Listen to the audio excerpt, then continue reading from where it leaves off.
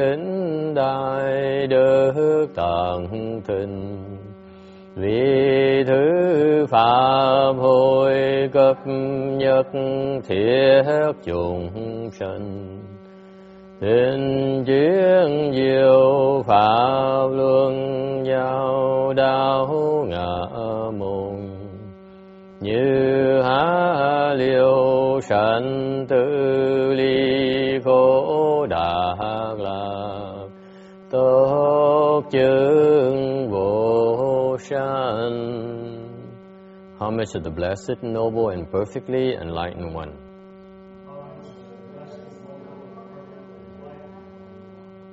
Nam mô Saranto Suche Doye Ela Hudi San Miao San Pu Tosie.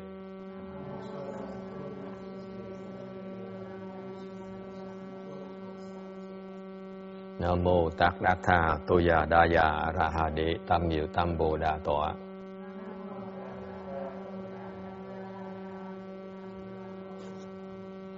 The unsurpassed, deep, profound, subtle, and wonderful Dharma in 100,000 million aeons is difficult to encounter. Now that I've come to receive and hold it within my sight and hearing, I vow to fathom the thus come one's true and actual meaning. Wu shang sheng sheng wei miao fa, bai jie wan jie nan zao yu, wo jin jian wen de shou qu, yan jie ru lai zhen xue yi. All Buddhas and Bodhisattvas, Earth Store Bodhisattva, Venerable Shenhua, Venerable Bhikshunis, all good knowing advisors, Amitabha. Chư Phật Bồ Tát, Anh Thưa Địa Tạng Bồ Tát, Hòa Thượng Điển Hóa, quý sư cô và quý vị thiện tri thức A Di Đà Phật. Chư Phật Bồ Tát, Địa Tạng Bồ Tát, sư phụ sang人,各位比丘尼，各位善知识，阿弥陀佛。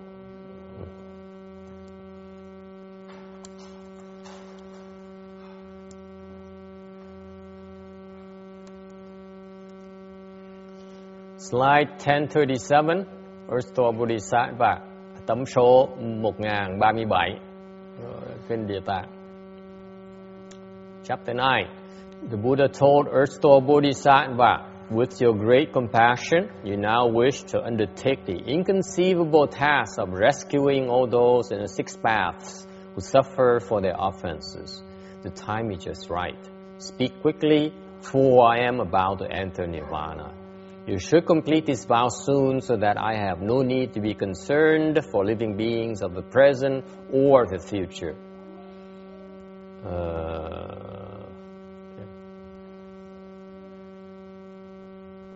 Đức Thế Tôn dạy Địa Tạng Bồ Tát, ngươi vì lòng từ bi nên muốn cứu vớt nhất thiết tội khổ chúng sinh trong thuộc đạo, mà định nói đến sự bất khả tư nghị thì thật đúng lúc nên nói liền đi.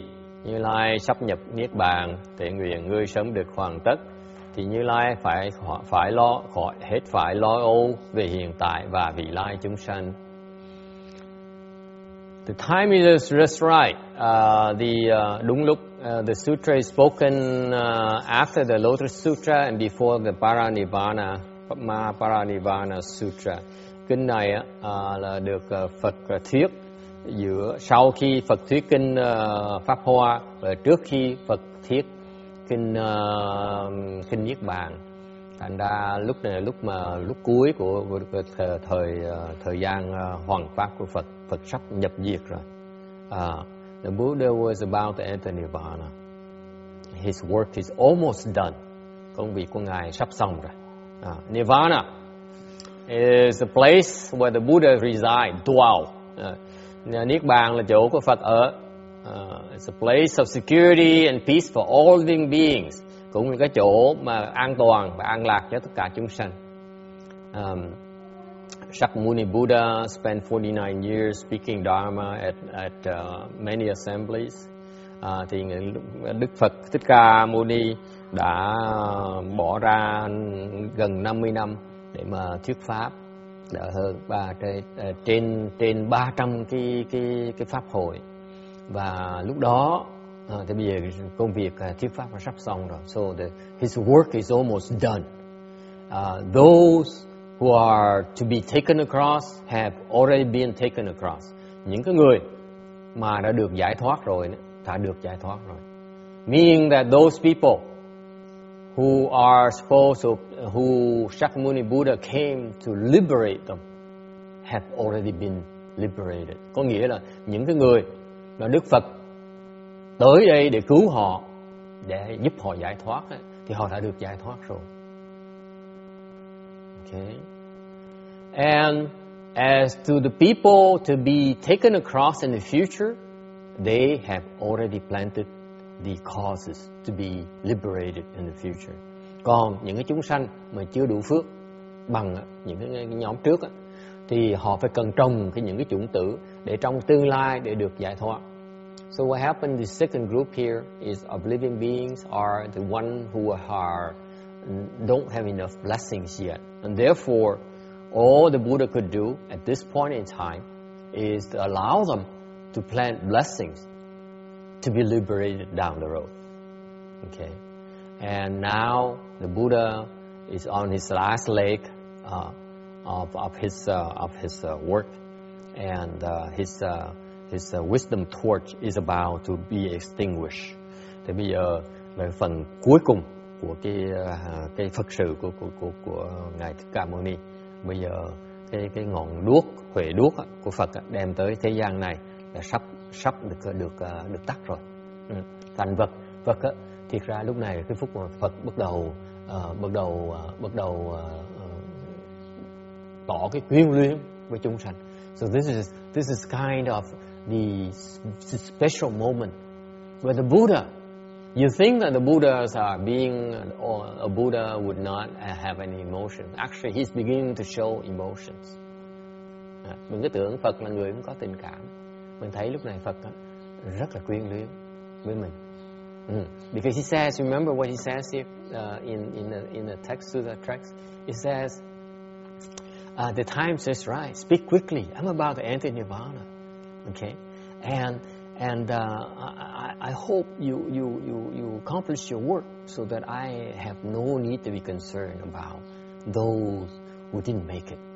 Phật nói dễ thương đó. Phật nói là lúc mà rất là cấp bách, tôi sắp đi rồi.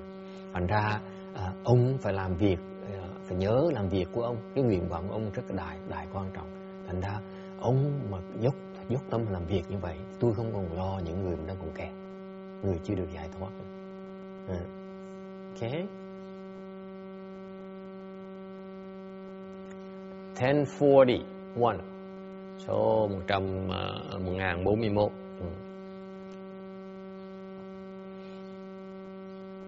Of all the dharmas bequeathed by Shakyamuni Buddha, thì cái thời buổi này, in this Dharma ending age, of all the Dharma bequeathed by Shakyamuni Buddha, cái thời tất cả những cái pháp mà ngài Thích Ca Mâu Ni đã đem lại cái thế giới mình, cái cõi mình, reciting Buddha's name is one of the most important ones. Thì niệm Phật là cái pháp môn, một trong những pháp môn quan trọng nhất. Because it can take limitless living beings across the sea of suffering. Tại vì nó có thể giúp vô tận bất khả tư nghị chúng sanh qua cái biển khổ. And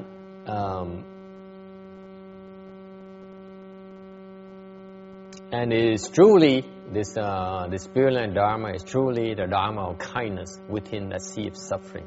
Bởi vậy cái pháp niệm Phật, pháp môn niệm Phật, pháp môn tịnh độ là cái pháp môn, cái pháp môn của từ hàng, pháp môn từ hàng, tức là cái pháp môn để mà trong cái lòng từ bi, từ cái lòng từ bi ra, giống cái hàng không vậy đó, hàng không của từ bi để mà ở trong cái bể khổ để mà cứu khổ chúng sanh. Okay.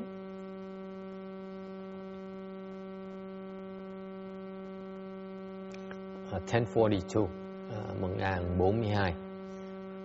Earth Store Bodhisattva said to the Buddha, in the past, numberless Asamkhya aeons ago, a Buddha named Limitless Body thus come one appeared in the world.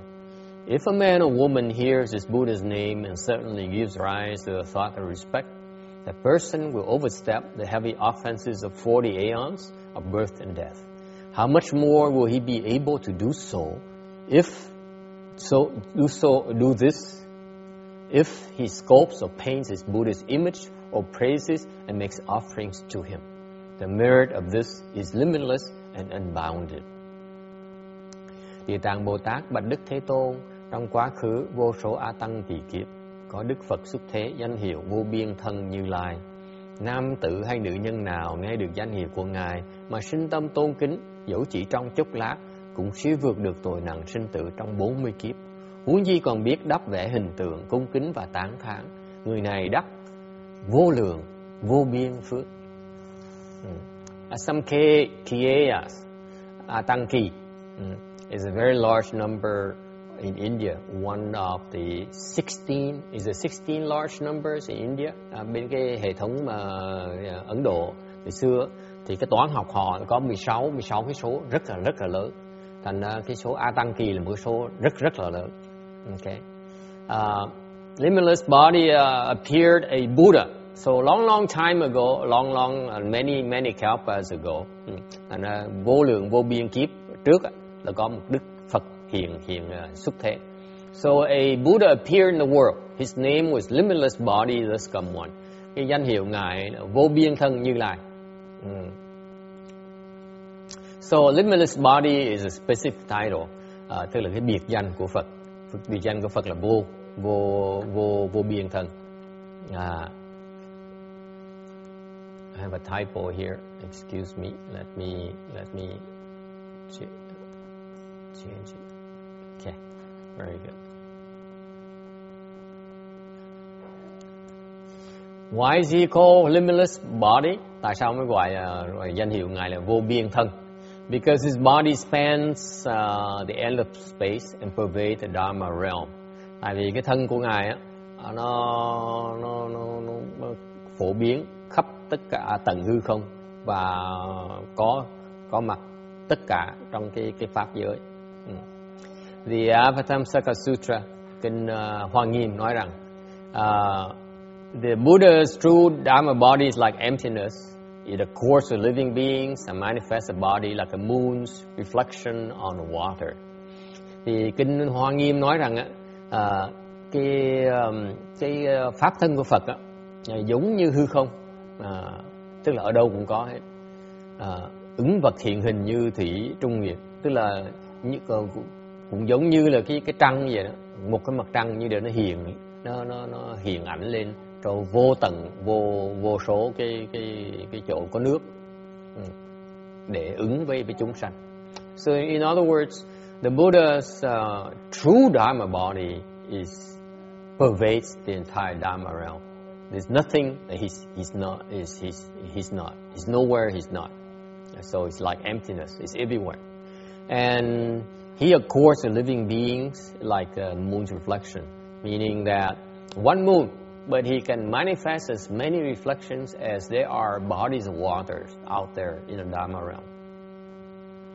Okay, think of that incredible spiritual penetration. Quý vị tưởng tượng thần thông của Phật kinh hoàng dễ sợ không?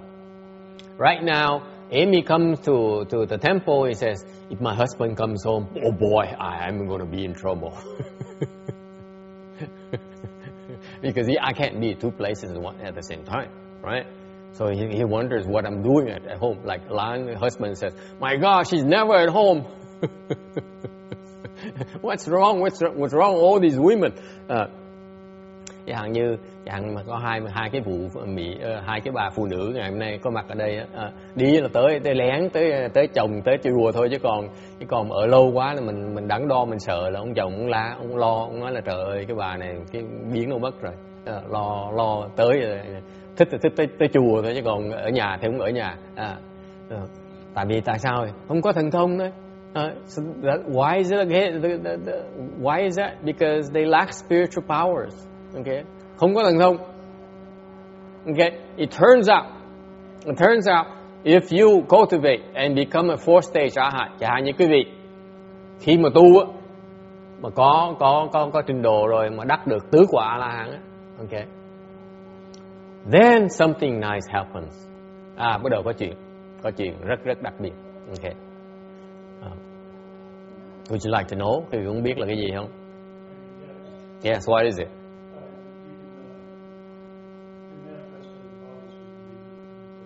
Absolutely, good guess. Ông đoán. Oh, by the way, that's a good guess. Ông đoán là mình có thể hiện làm có ứng thân. You begin to have transformation body. Lúc đó mình có thành được hóa thân. Okay, and that's what happened to Master Xuyên Hoa. Ngài Tiến Hóa như vậy đó. Okay, my master cultivated at the age of since the age of 7. 5-6 tuổi đã bắt đầu tu luyện rồi. At the age of 7, the sixth patriarch taught him the secret school Dharma. Okay. Lúc mà 6-7 tuổi, ngài Lục Tổ đã tới đích thân dạy cho ngài Tiến Hóa và mật tông, pháp môn mật tông. Dễ sợ không? 7 tuổi đã được Lục Tổ tới dạy. Ước says, oh my God, how nice, isn't it? Lục Tổ đích thân tới dạy. Think about it. Sixth patriarch personally came to teach Master Xuyên Hoa at the age of 6 or 7. Okay? And he left the home life at the age of 19. 19 tuổi thì mới được xuất gia. Because actually he wanted to leave the home life at the age of 11. Thiệt ra lúc 11 tuổi để xin xuất gia, mẹ không cho. The mother would not allow him to leave the home life. He says, you are my only son. You leave the home life. Who do I love? Bà cụ nói, mày là đứa con duy nhất, con trai duy nhất của tao thương mày dễ sợ. Mày bỏ đi xuất gia, bây giờ tao thương ai bây giờ? So she asked him to stay home with her. Tại mà bà nói đi, con ở lại với mẹ. Và ông ở lại, 2 ngày ở lại. Okay? And so he stayed home until his mother passed away. Rồi ngài ở lại ở báo hiếu với mẹ ngài đến khi mà bà cụ bà qua đời. Từ đó ngài Tiến Hóa mới ở gọi là thủ hiếu 3 năm trời ở bên mộ của mẹ 3 năm trời. So after his mother passed away, he did not even have enough money to pay for the burial, by the way. Okay. Hồi đó tội lắm, nghèo dễ sợ lắm. Nghèo không phải như thời buổi mình bây giờ đâu. Hồi đó ngài tu đâu có chùa, đâu có chiền gì đâu. And back then he had no support at all for his cultivation, you know that. So he had to go and borrow money for the funeral expenses. Và tới mượn tiền một cái người giàu đó, người thương gia đó để mà chôn mẹ mình, tại không có tiền đó. He's very poor, comes from a very poor family, no money at all. And actually, the reason I go into him is because lý do mình muốn nói ông tí là tại vì 2 tuần nữa có tổ chức một cái chuyến đi để mà lên vào Phật thành, để mà mừng giỗ của ngài. The reason I bring it up a little bit is because in 2 weeks time the Venerable Hằng Liang is organizing a trip to the city of 10,000 Buddhas over the weekend to celebrate my Shifu's nirvana, entering nirvana. Huh? So it's a 15-year anniversary of his passing away. Anyway, when he was around, when he was like 13 or so, 12 or 13, so lúc ngài 13 tuổi, okay, lúc đó có cơ hội làm giàu mà không chịu. He passed up on a chance to become very, very well off. You know what happened? Quý vị biết chuyện gì xảy ra không? He used to go to elementary school, hồi đó đi học trường làng. Okay. Thành ra, you know, it's a small village where all the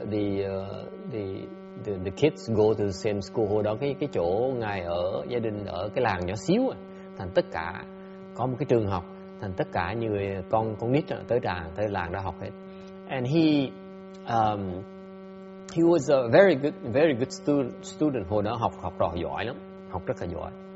And he caught the eye of the daughter of the richest man in the village. hồi đó có ông Tuyên Hóa lúc nhỏ như vậy rồi mà bỗng nhiên được cái cô tiểu thơ, con gái cưng của một cái vị thương gia trong cái làng đó, giàu nhất, người giàu nhất trong làng, để ý thôi, lọt được tiếng Việt là gì ha, lọt mắt xanh của người đẹp.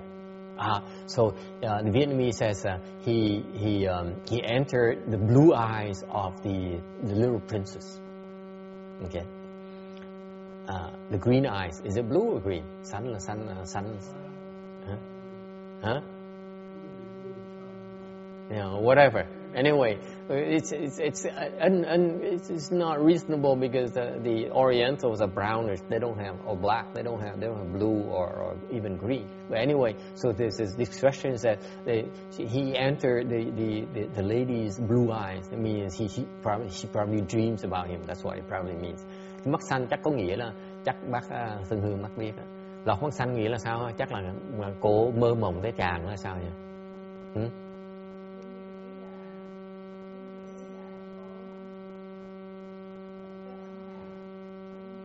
Mà sao mắt xanh?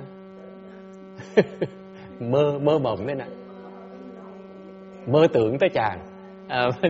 See, I ask her to make sure because that's her generation. Our generation, we don't use the term anymore. Nowadays, I'm in love with him.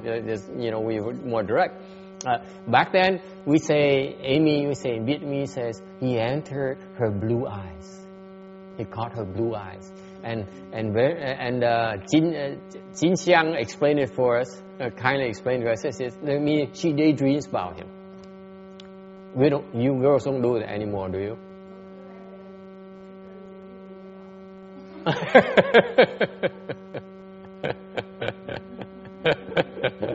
Oh yeah? Okay, he says actually very well. Phước Từ also has a similar experience. We'll ask her about that. Sao kinh nghiệm giống chỗ nào sư cô? Hả? Lọt mắt xanh của chàng hả? She also when Phước Từ, that the short nun there also enter the blue eyes of some rich man as well. Anyway, so she's 2 years older than he is. Hồi đó cái cô này lớn hơn ông Tuyên Hóa 2 tuổi.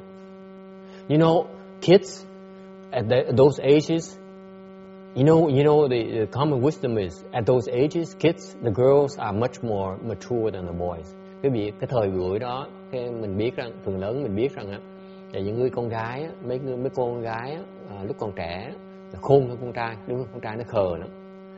Đằng này cô này đã khôn, cùng tuổi đã khôn, còn lớn hơn 2 tuổi nữa mà lọt mắt xanh cô nàng. So remember, even at the same age, the girls are typically pick up things a lot faster, and yet this girl is 2 years older than Master Shen Hoa, and yet he fell for him.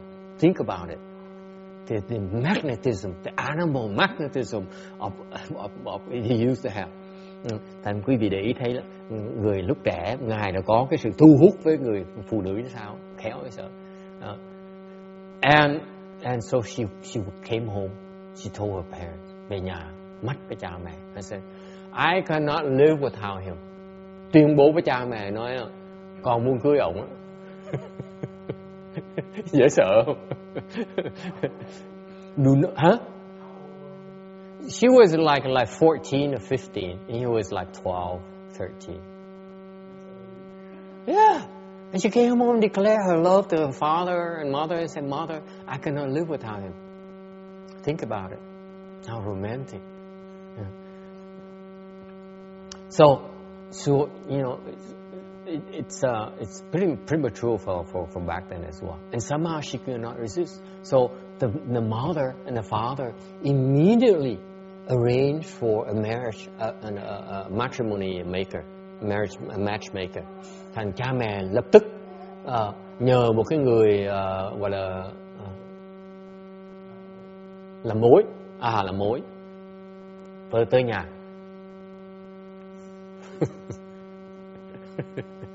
You see, we were talking to his mother about he should allow him to leave the home life. Now it dawns at Sash immediately. Hồi nãy tôi nói mẹ nó là khuyên nó nên nó, tại thằng nó giỏi quá, khuyên nó cho nó xuất gia. Ngày nữa lập tức nó đi mặc áo ngay. Đồ quỷ. Anyway, là nhờ bước bà mối tới nói chuyện với cha mẹ ngài Tiến Hóa ngay lập tức. So the matchmaker came to visit Master Hsuan Hua's house, and he said, the little princess wants Master Hsuan Hua, and whatever you want, we agree to it. Rồi tôi cười lắm. Tới đó mua rể cho con gái, cho công chúa. Nói rằng là cô công chúa đó thích ông Tuyên Hóa, thích ông Tuyên Hóa. Thành ra quý vị muốn gì đó bên này cũng đồng ý hết đó. Okay.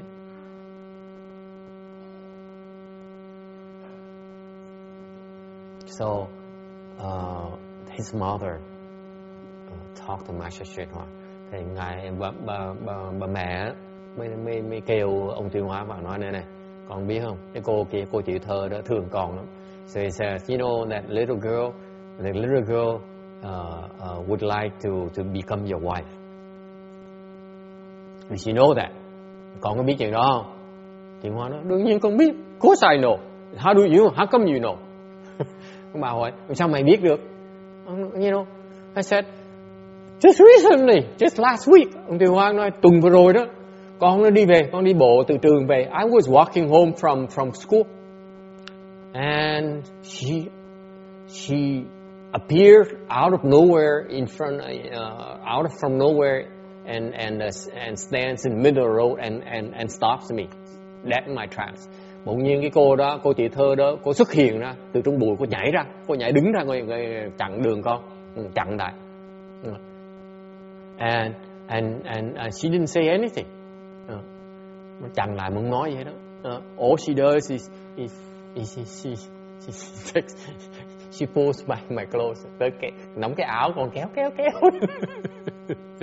That's how women, how Chinese women, mainland Chinese women used to court her boyfriend.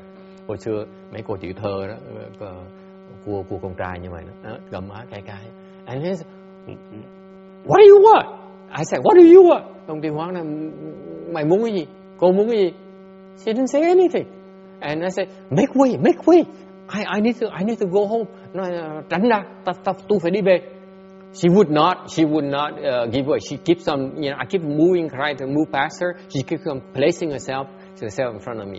Né cô không được, cô cứ đứng chặn đường ở hoài. Tức quá. I lost my temper. I said, you don't make way, I'm gonna meet you. Ông nổi nóng này. Ông nói này có tránh ra, không tránh đâu, tôi đạp cho một cái bây giờ.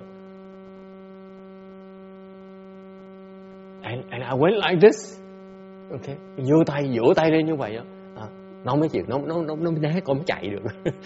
And she went like this. That's how I ran around her. So anyway, bà mẹ mới nói, này nhà nó cũng mũm mĩm, nó cũng dễ thương, nhà nó cũng khá giả, thành thôi con chịu khó về nhà nó mà ở đi.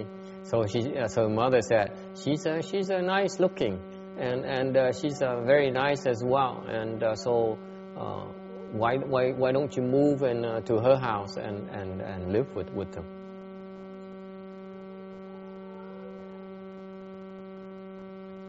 What do you think he said? Quý vị nghĩ ngài Tuyên Hóa ngài nói gì? Huệ Hương nghĩ ông Tuyên Hóa nói gì? Huệ Hương, bởi vậy phải cần mua cái máy hỏi mà không nghe. Nghĩ ông Tuyên Hóa nói gì? Nghe nãy giờ có nghe không? Kể chuyện Tuyên Hóa không nghe hả? Nghĩ ông Tuyên Hóa trả lời sao mà mẹ sao? Chịu ngay. Yeah, she's good looking. Nice looking girl, rich, have money. No, nói thời, it's like today, like you were born to, let's say you're daughter of siêu thị sở 99, biết siêu thị 99 không? Nhà giàu lắm á, siêu thị 99. Rồi xong rồi nhà giàu có như vậy đó. Okay.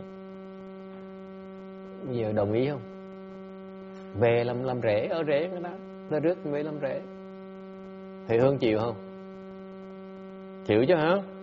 Đương nhiên. She said, of course I would agree to it.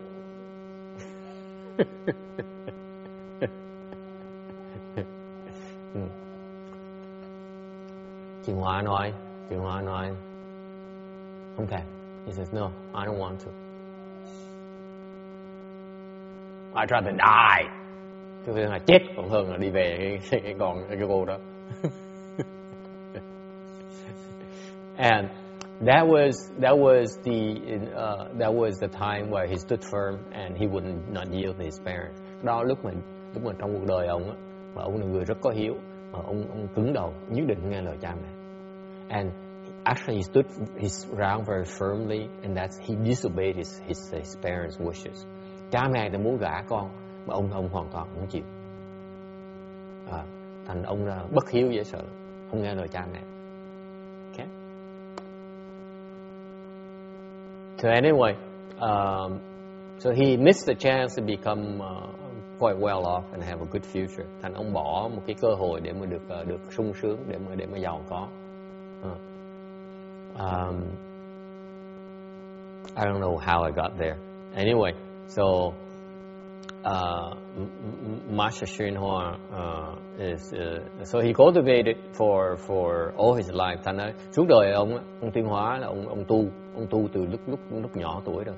So and he finally said told his close disciples. Sau này ngài mới kể lại mấy cái người mà đệ tử thân cận của ngài đó, mới nói rằng thầy tu hả 40 tuổi. Okay. Thầy mới đắc tứ quả A-la-hán. I became a fourth stage Arhat at the age of 40, meaning he cultivated for around 35 years. Có nghĩa là ngài tu luyện 35 năm trời thành được tứ quả A-la-hán. It's very very fast. Đó là rất là lẹ. Okay. And after he became a fourth stage Arhat, sau khi ngài đắc được tứ quả A-la-hán rồi, okay, something happened. He had 16 transformation bodies. Ngài được có 16 cái ứng thân. So he can replicate himself 16 times. Ứng ra được 16 cái thân luôn để đi làm việc. Thì sao he said, that's after I became a fourth stage Arhat, my work is so much easier because before I had to go and ask for someone to help. Now I have 16 helpers. I didn't say it, but basically that's what happened. Thì ngài mới nói trước khi mà tứ quả đắc được tứ quả, cái hoằng pháp nó khó khăn. Tại cái gì mình làm phải nhờ người này nhờ người khác làm. Tại người ta cứ làm eo làm sách, làm khó làm dễ, cái đòi này đòi nọ. Muốn nhờ này phải kiếm cái chùa người ta mới tới ở, ta mới chịu giúp mình hoằng pháp. Rồi phải có để Phật tử tới để mà cúng dường cho họ mới. Còn đằng này ngài Tiên Hóa lúc mà thành tứ quả A-la-hán tự hóa thân ra đi khắp tất cả hết. So he had transformation bodies all over. You see, that's why I'm recommending to the couple of married women here today. If you want to go to a temple, or husbands here, you want to go to a temple and worried about your spouse's temper, then become a fourth stage Arhat. Then everything will be okay. Những cái vị phụ nữ hay là những cái vị đàn ông mà sợ là vợ chồng mình đang cự nữ mình cái chuyện mà đi lưu tới chùa nó hơi nhiều, thành mình thì trở thành tứ quả A-la-hán là có được 16 cái hóa thân để mà tha hồ mà đi chơi. So with 16 bodies, you can send one body to go to a temple, mà được 16 cái hóa thân. Ứng thân thì một cái thân gửi tới chùa.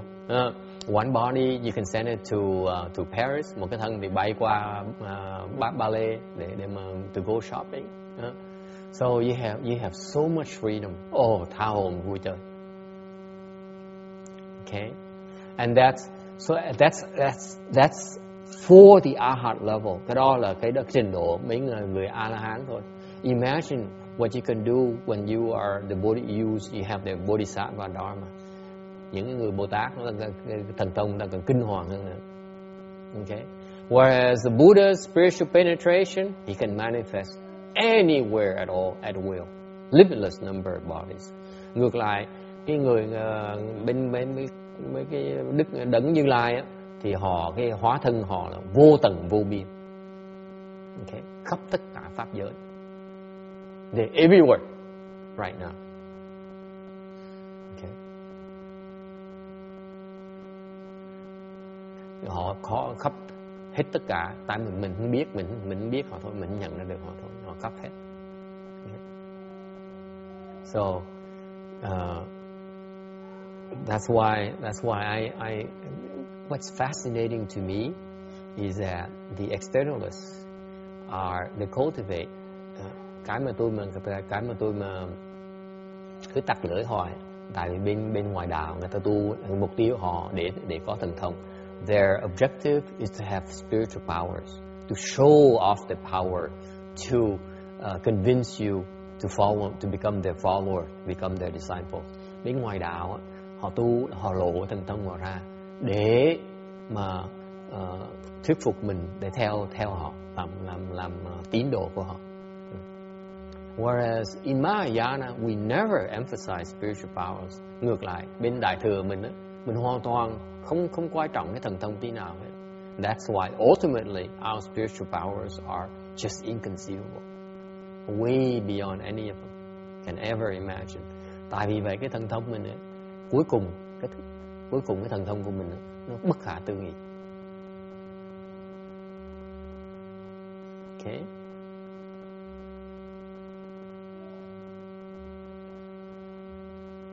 And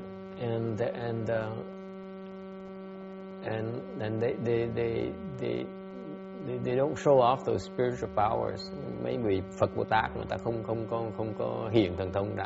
Or when they manifest their spiritual penetration is most of the time we don't know about it. Họ hiện thần thông ra mình không biết. They help us invisibly. Họ giúp một cách âm thầm, vô hình. Whereas our colleagues, whenever they help someone, they broadcast and make sure everyone knows about it. Còn ngược lại bên những cái đồng nghiệp của mình, họ giúp một người là họ tuyên bố hết tất cả mọi người cho thế gian để biết là họ tốt, người tốt như vậy. Anyway, that's why the work of the Buddha is he can manifest anywhere where living beings need his help. Thành cái thần thông của Phật là để xuất hiện ra khắp mọi nơi, bất cứ nơi nào mà chúng sanh mà cần Phật giúp đỡ thì Phật sẽ hiện ra. Okay, 1046. So if a living being sees the Buddha and certainly gives rise to the thought respect. Khi chúng sanh mà gặp được Đức Phật vô biên thân Như Lai này mà sinh tâm cung kính trong một chốc lát thôi. Chinese is came from the Chinese chan shen jing gung jing. Cái này theo chữ Tàu là tạm sinh cung kính. Chan meaning not for long, tạm có nghĩa là tạm bợ, không có lâu. Shen meaning give rise to, sinh là thì ngay lúc đó mình phát cái tâm give rise to at that very moment the mind of respect. Okay, sanh cái tâm cung kính. Gung jing, respect in Chinese has two aspects, the body and the mind. Cung có nghĩa là dùng cái thân, okay, để bày tỏ cung kính. Cái kính là dùng cái tâm mà để bày tỏ cung kính. So you show your respect with your body, meaning through your behavior as well as through your mind. Okay, so respect here has a protocol. Thành nói cái khác, cái cung kính có một cái cách cung kính, cái phương cách cung kính. Alright, and then on top of it, your mind is also has to be respectful. Thành ra cái cung kính một cái phần là bên ngoài mình có một cái phong độ của cái cung kính, bên trong á, tâm mình phải cung kính. So outside you manifest a protocol, a certain behavior that show respect. And internally your mind is also respectful. Tức là ngoài mình tỏ cung kính, ở trong mình cũng phải tỏ cung kính nữa. Ok. Như vậy ngồi chỉ đầu như vậy là tốt lắm.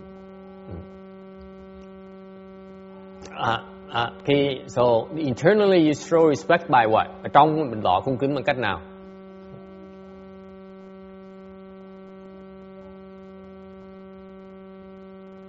It's only in Chinese. I didn't translate into English or Vietnamese.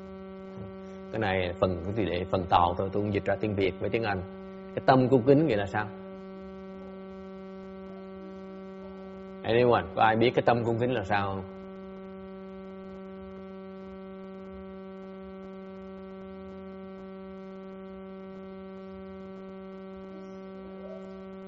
How are you respectful with your mind? Yes.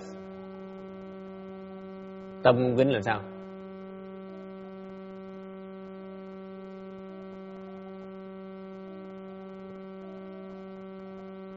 Yes. How do you become respectful? How does your mind show respect? Tâm muốn tỏ ra tâm mình cung kính là làm gì?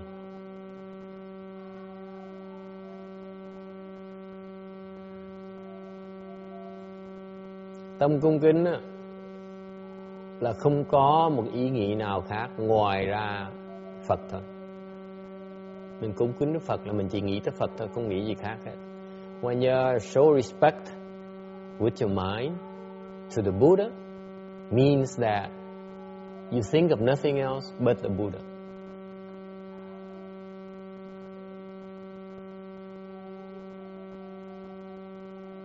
All right? So, if even for an instant you give rise to a thought of respect, mind of respect, okay. Ngay trong một tạm thời thôi mà sinh ra một cái tâm cung kính thôi, that alone will allow you to overstep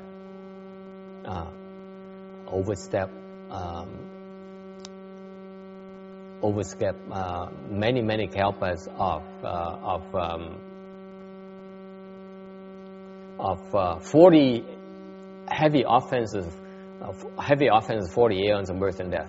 Thành ngồi trong cái lúc một cái giây lát mà cung kính với Phật như vậy đó, sinh cái tâm cung kính với Phật đó, là có thể vượt qua 40 kiếp của cái nghiệp nặng mà nó làm mình sinh tử. So 40 kalpas of 40 aeons of heavy offenses that cause us to enter birth and death, to revolve from birth and death. Cái 40 kiếp của những cái nghiệp nặng nó làm cho mình luân hồi trong sanh tử. Một giây lát thôi nó tạo cái phước báo như vậy. That instant moment creates that kind of blessings. It erases all those it will erase all those karmas. Nó cho phép mình tiêu diệt tất cả những cái nghiệp nặng như vậy. Is it possible? Có thể được không?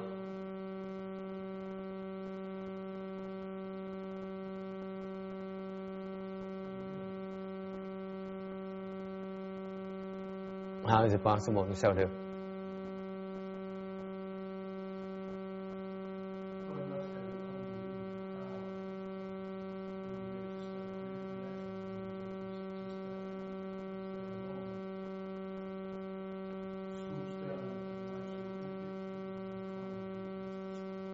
Yeah, it turns out that there's an anecdote for that. Có một cái câu chuyện mà rất nổi tiếng. Nó chứng minh nó có thể xảy ra được. Okay. When Shakyamuni Buddha Galiyana, hồi đó ngài Xá Lợi Phất với ngài Mục Kiền Liên mới nói chuyện, mới phỏng vấn cái người này. So he went for an interview with Shariputra, in Mahayana. And Shariputra says, what do you want? What is your wish? Ngài Sariputta hỏi ông muốn cái gì? He said, I like to become a monk. Ông kia nói là ông già, ông nói là tôi muốn xuất gia. Shariputra then enter samadhi and look at his old man's conditions. Ngài Sariputta mới nhập định, xét cái nhân duyên của người già này. So and he came out samadhi and said, no, you can't. Ngài Sariputta nói không được. Xuất định xong nói là không được, ông chưa đủ phước. He said, you have blessings. Nói, tôi xét trường hợp ông hoàn toàn không có một cái phước báu gì hết, làm sao mà xuất gia được? He says, you have no blessings whatsoever in Buddhism. Hoàn toàn với Phật pháp đó, không có trồng một phước điền nào cả hết, làm sao mà xuất gia được? Không có phước làm sao xuất gia được? So they turned him down and they chased him out, said, no, you're not qualified to become a monk. Họ đuổi ông già ra, nói là bây giờ ông không có đủ phước để làm tỳ kheo, đi về đi. So the old man was very dejected. Ông già ông rất là thất vọng, chán chường, sợ. He went he thought of killing himself. Ông ấy nghĩ là thôi bây giờ mình sống cũng không được, mà không ai giúp mình sống nữa, thôi mình tự tử cho nó xong chuyện vậy rồi. Okay. So he thought of hanging himself on a tree. Tới tính thòng cái dây qua cái cây để mà tính nhảy dây mà treo cổ để mà tự tử. As when Shakyamuni Buddha knew about it, so he manifests and here and says, "What are you doing?" Actually, I was wrong. There's a different anecdote. He thought of throwing himself off because he's too old. He cannot even do the rope. So he's thinking of throwing himself off the river, down the river. Tôi nhớ lộn. So, Ngài Thích Ca mới đi. Tôi nhớ lộn tại vì ông này ông lớn tuổi rồi, ông thể nào ông treo cây được, treo dây được. Ông nghĩ là ông tính nhảy xuống sông để tự tử. Thì lúc đó Thích Ca Mâu Ni mới hiện ra ngay sau lưng họ hỏi ông tính làm cái gì? So Shakyamuni Buddha said, what are you up to? He said, I'm thinking of killing myself. Thì ông già mới trả lời, tôi muốn tự tử. Why do you want to kill yourself? The Buddha asked. Phật mới hỏi tại sao muốn tự tử đi. Ông mới nói, I have no reason to live. Even the Buddha disciple says they don't want me. Thì ông già mới nói là gia đình tôi không có muốn tôi, mà ngay Phật tử, ngay học trò của Phật cũng không muốn tôi nữa. So the Buddha said, no, you don't have to worry about that. I want you. I take you. Phật mới nói là nếu không ai nhận ông thì tôi nhận ông. Tôi sẽ lo cho ông. He said, who are you? I'm the Buddha. Ông già mới hỏi ông là ai? Tôi là Phật đây. So the Buddha came back with him. The old man came back with the Buddha. Thì ông già mới theo Phật trở về, đổi ý theo Phật trở về, được Phật cho là xuất gia. The Buddha allowed him to live the home life, and very quickly he spoke Dharma to him, and very quickly he certified to first stage arhatship. Phật mới thuyết pháp cho ông già này nghe, ông này đắc được sơ quả là rất là lẹ. Okay. So Shariputra became curious. Ngài Xá Lợi Phất mới tò mò. He said, how come you allow him to live a home life when he has no blessing whatsoever at all? Thì Ngài Xá Lợi Phất mới thắc mắc, mới hỏi là tại sao Bạch Tức Thế Tôn, tại sao mà Ngài cho phép ông già này xuất gia sao kỳ? Tại ông đâu có phước gì đâu. He says, the Buddha said, why do you say he has no blessing? Phật mới hỏi tại sao không có phước? I entered samadhi, I contemplated 80,000 great kalpas in the past, and he planted not a single blessing for 80,000 great kalpas. Thì Ngài Xá Lợi Phất mới trả lời rằng, con nhập định, con quán 88 vạn đại kiếp, mà trong 8 vạn đại kiếp vừa rồi ông này hoàn toàn không trồng một phước điền nào cả, thành sao mà có phước của xuất gia được? The Buddha said, yeah, you are right, for 80,000 great kalpas he did not plant blessings, but before that he did plant some blessings. Phật nói, con nói đúng, tám vạn kiếp trước á, là nó chưa trồng phước điền nào hết. Nhưng đều trước đó nữa nó đã trồng rồi. How come? Because the fourth stage Arhat can see back to 80,000 great examples. Người tứ quả A-la-hán chỉ thấy được 8 vạn kiếp thôi, đại kiếp thôi. Xa hơn họ thấy không được. He says long even before that he was a wood gatherer. Phật mới kể rằng trước đó nữa ông kia làm người tiều phu. And he once ran into a vicious tiger. Hồi đó làm tiều phu mà xui một ngày kia đang đốn củi thì gặp con cọp nó rất là hung. So he jumped up a tree to avoid the tiger. Thì ông tiều phu đó mới leo lên trên một cái thân cây để mà né con cọp. And what happened is the tiger cannot climb up the tree, but he is very vicious. He started gnawing away at the tree trunk. Con cọp này nó hung dễ sợ lắm. Nó nhất định nó làm thịt ông này. Thành ra mặc dầu nó leo trên cây không được, nó bắt đầu nó gầm cái thân cây. So he was gnawing away at the tree trunk, and that wood gatherer was even more frightened. Ông kia ngồi kia run khiếp vía. So he didn't know what else to do. And he said, Buddha, please help me, save me. Thì ông hoảng, trong lúc cơn hoảng hốt đó, ông chỉ nghĩ một chuyện thôi. Ông nói là, ông thốt ra, ông nói là Nam Mô Phật, cứu con. He says, Nam Mô Buddha, save me. Okay. Loudly.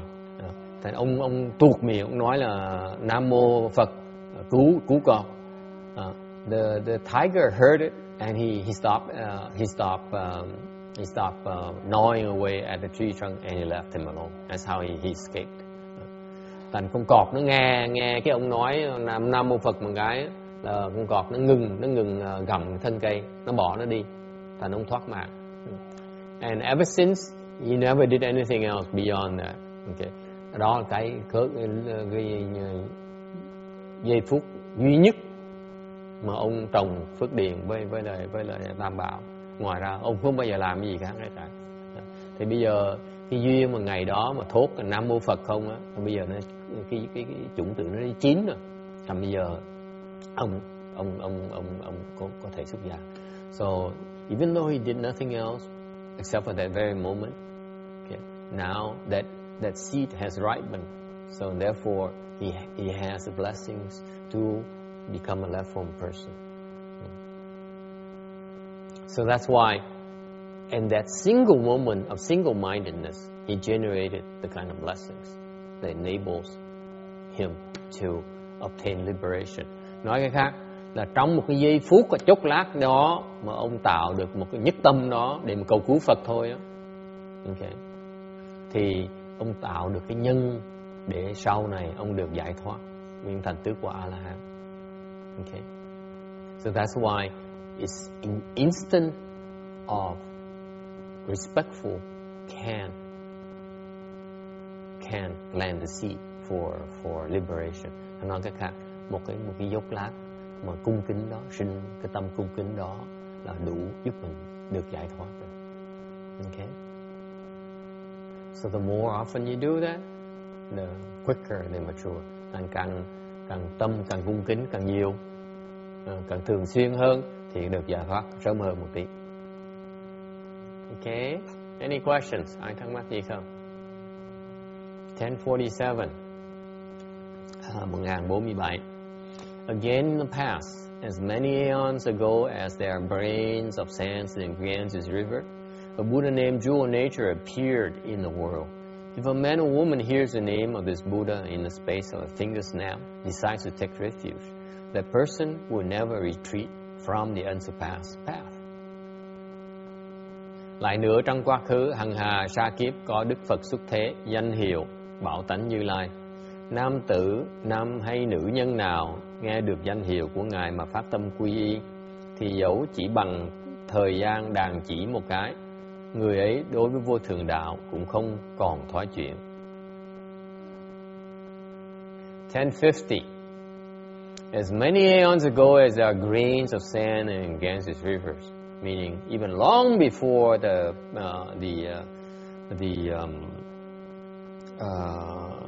limitless body Buddha appeared.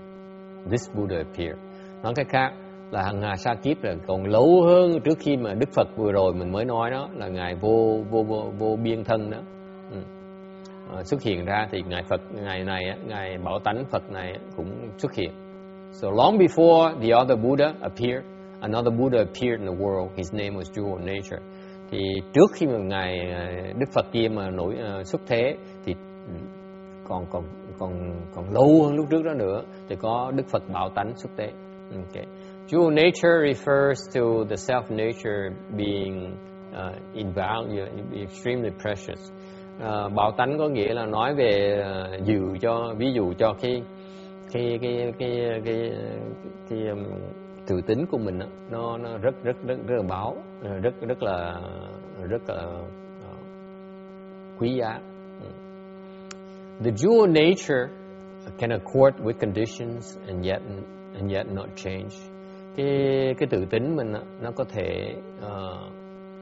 thể accord, thuận với duyên mà không có đổi.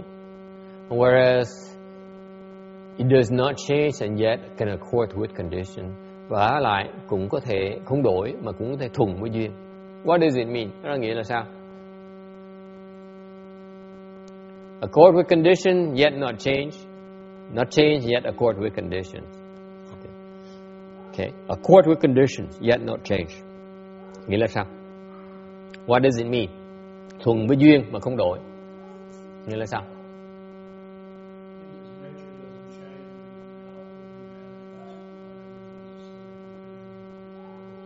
To accord with conditions. That's right. Có nghĩa là cái tự tánh mình á, một khi á, cái tự tánh mình á, cái bổn tánh mình á, nó không có đổi.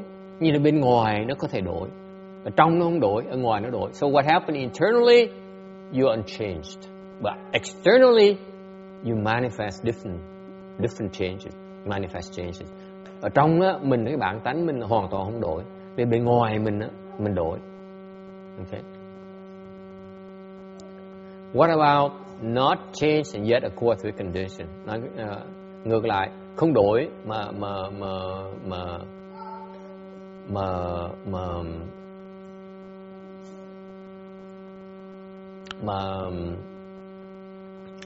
thuận với duyên.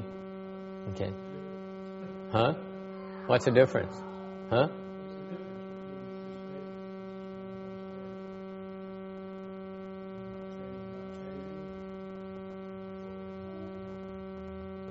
It comes from where you're coming from.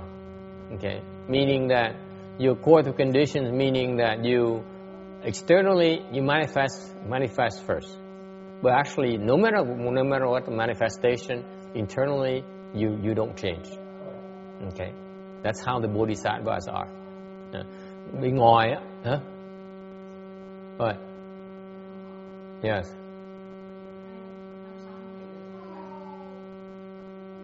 The question she has, how do I see my self nature? Cái tự tánh của cô còn lâu cô mới thấy được. My answer to her is that it's going to take you a long time before you can see it. Mình tu mình sẽ thấy được tự tánh. When you cultivate, you will see your self nature.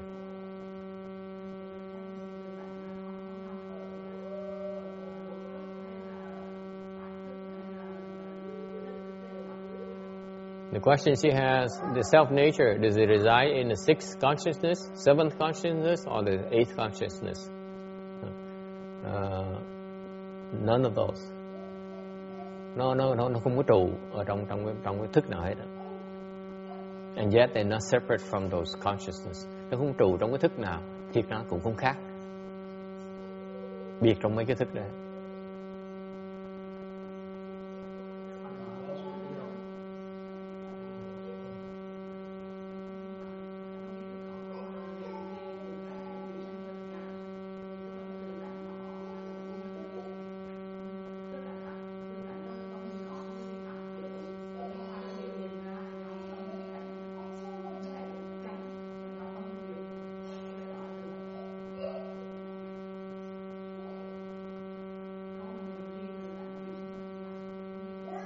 Nhầm tri, tôi không biết cái chữ nhầm là gì. Nhầm tri là gì? Ok, nhầm là gì? Ok, nhầm tri tự tánh, còn kia là gì? Quỷ sanh Phật dạy. Vật dạy. Quỷ là con quỷ. Quỷ là gì? Sanh. Vật dạy. Dạy là gì?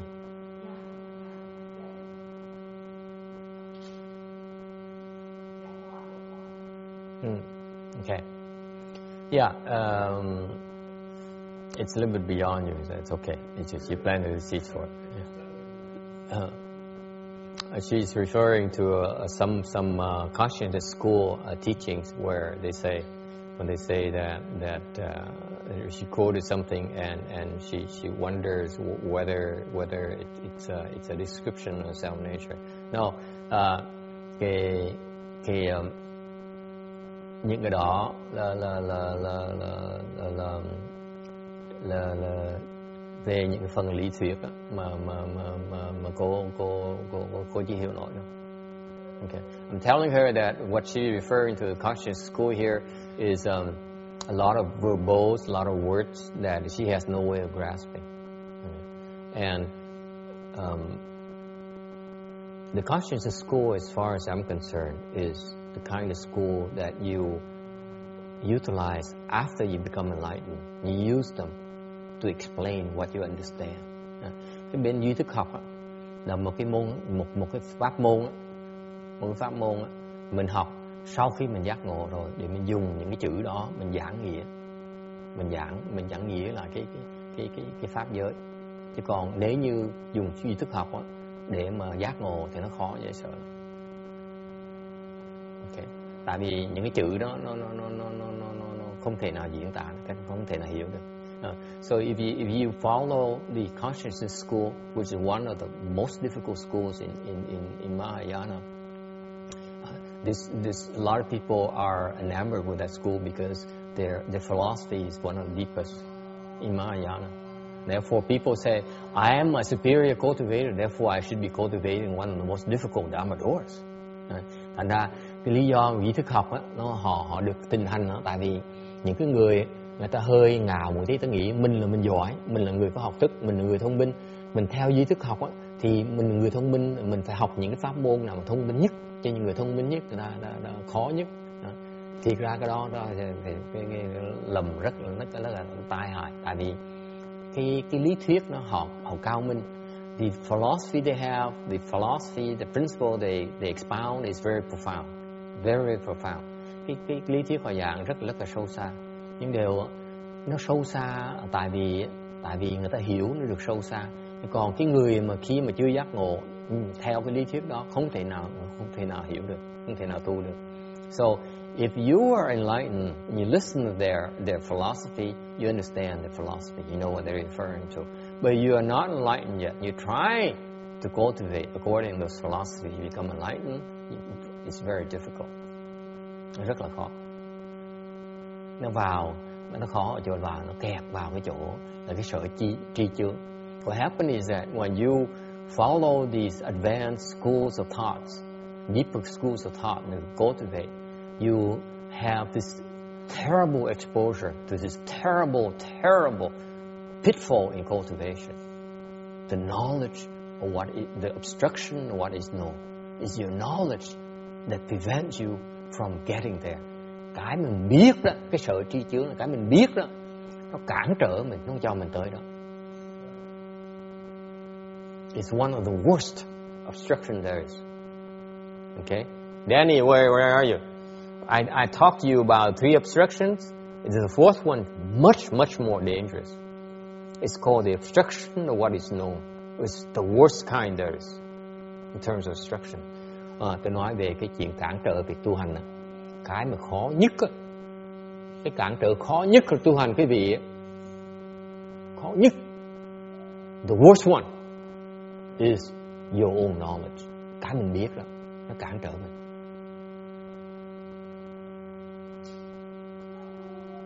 Vậy cô mới hiểu ý tôi nói không? Theo những cái lý thuyết sâu xa mà tu nó sẽ trật. Tại vì sao? Tại mình chấp vào cái biết của mình tới đâu không được. Thành cái duy thức học á, một những pháp môn á, mình càng ngày ít người học. Thứ nhất tại sao người ta ít người thành công. Okay? Càng ngày ta tu không thành công. Tại sao? Tại cái pháp môn đó, cái sự thành công tu pháp môn đó rất là khó. Tại nó dẫn chúng sanh vào cái đường kẹt, rất dễ kẹt. Người ta không biết. Cái người đi rồi ta qua, ta không kẹt ra, ta nhìn lại cái chỗ tại sao người ta mới nhìn lại, người ta mới hiểu tại sao những người theo pháp môn duy thức học phần lớn người ta kẹt cứng cái gì vậy. Tại ta thấy được cái kẹt đó. Chứ còn người trong cuộc ta thấy không được. So what happened is that the people who made it through and became enlightened look back and they say, okay, they understand these profound principles in the consciousness school, but they also understand at the same time why these practitioners have so few success stories because of the particular obstruction they all fall prey to.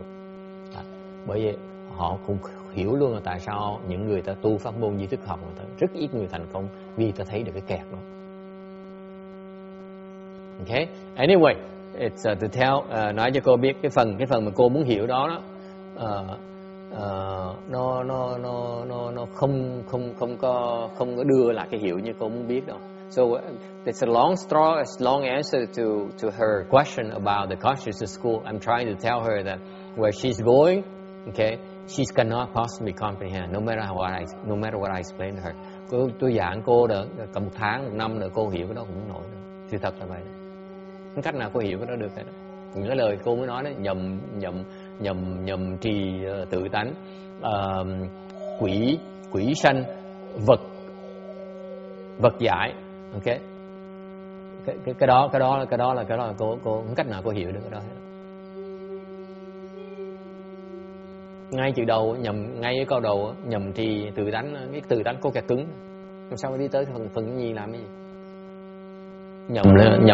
Nhầm hai cái động từ, cái tự tánh nó kẹt cứng lên. So she says it refers to the self nature and so on. I said in the two phases there, two phrases. The first phrase refers to the self nature, contemplate the self nature. Okay, right there you stuck immediately. How can you contemplate your self nature to get to the second part? You can't. Muốn nhầm trì mà muốn nhầm trì cái gì? Nhầm trì cái tự tánh cái đâu biết cái tự tánh là gì, sao mà nhầm trì nó được? Kẹt cứng ngay lập tức. Anh hiểu cái sở chi trướng gì không? Là cái người nó ngồi đó ta có cái pháp môn tên là duy thức học, tên là nhầm trì tự tánh, là quỷ sanh vật giải. Tôi quán cái này chắc chắn tôi là sai. Giống như quán gì đó, cái tứ niệm xứ vậy đó. Cái đó là một cái loại gọi là chấp sở chi chướng, mà nó chấp mà rất nó nhỏ hơn nhiều. Đại pháp nó gọi là tiểu pháp, cái chấp nó còn nhỏ. Chấp vào cái đại pháp đó, nó đại nguy hiểm.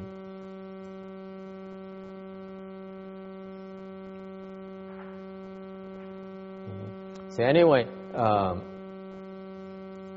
the answer nói cái khác, không cần trả lời cô, nó cái đó đừng đuổi cái phần nó không có lợi, không lợi hết. Basically, in brief, I told her not to pursue that path down the consciousness school because it's not beneficial. I personally feel, cá nhân tôi á, tin rằng á, okay, it's much easier to do chan and to do pure land. Cá nhân tôi tin đó, tu về cái con đường mình tu là về tịnh độ, về thiền, mình thoát được dễ hơn là duy thức học. Much easier than the consciousness school. Consciousness school will get you stuck. Theo duy thức học sẽ bị kẹt, rất dễ bị kẹt hơn nhiều. Tại cái kẹt, because the nature of being stuck in a consciousness school there. Okay, there's so many layers of getting stuck that they are ill-prepared to get through it. Tại vì cái bản tính của cái kẹt này, cái chấp trước và cái sở tri nó rất nguy hiểm. Okay, the nature of their getting stuck there is, in my personal opinion, my humble opinion, is that they stuck on the knowledge. Cái mà cái hiểu biết mà rất nông cạn của tôi á, thấy rằng cho tôi thấy rằng cái kẹt mà họ đi con đường đó là cái kẹt vào cái biết. Whereas, yes. Yes. Yes. Yes. Absolutely. Yeah. They think they know it. They think they know already. Yeah. Cái khổ này là cái khổ về cái văn minh của cái văn hóa, là mình xây dựng cái văn hóa bằng chỗ cái biết. Remember, civilization is based on knowledge. It's built upon knowledge, right?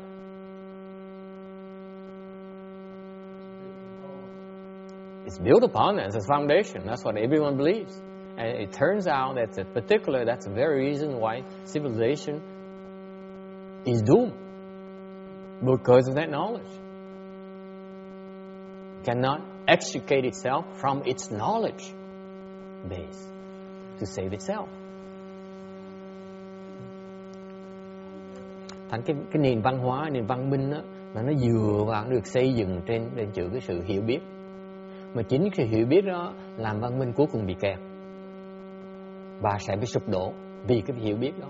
Is that knowledge that spells doom for civilization ultimately, because they are attached to all that knowledge. Tại họ bị kẹt vào những cái chấp trước đó. Yeah.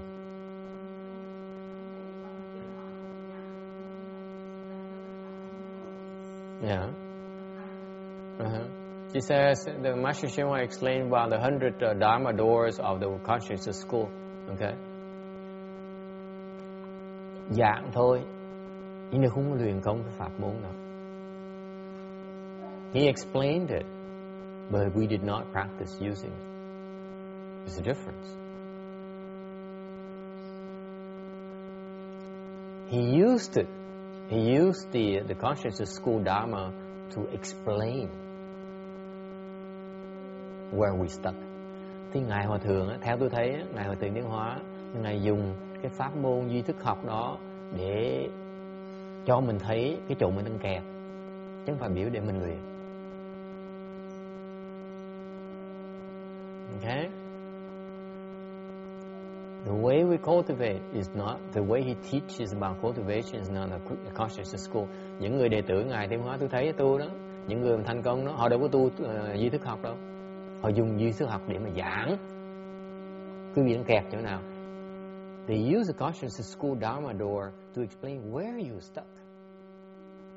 But how they got there, his disciples who made it did not use the consciousness school. Những người mà tu thành công á, tới nơi tới chốn á, họ không dùng duy thức học. Tại vì duy thức học nó rất dễ bị kẹt. Because the consciousness school Dharma door is very easy to get stuck on. Unless you are extremely blessed. Trừ phi quý vị có đại phước. Yes.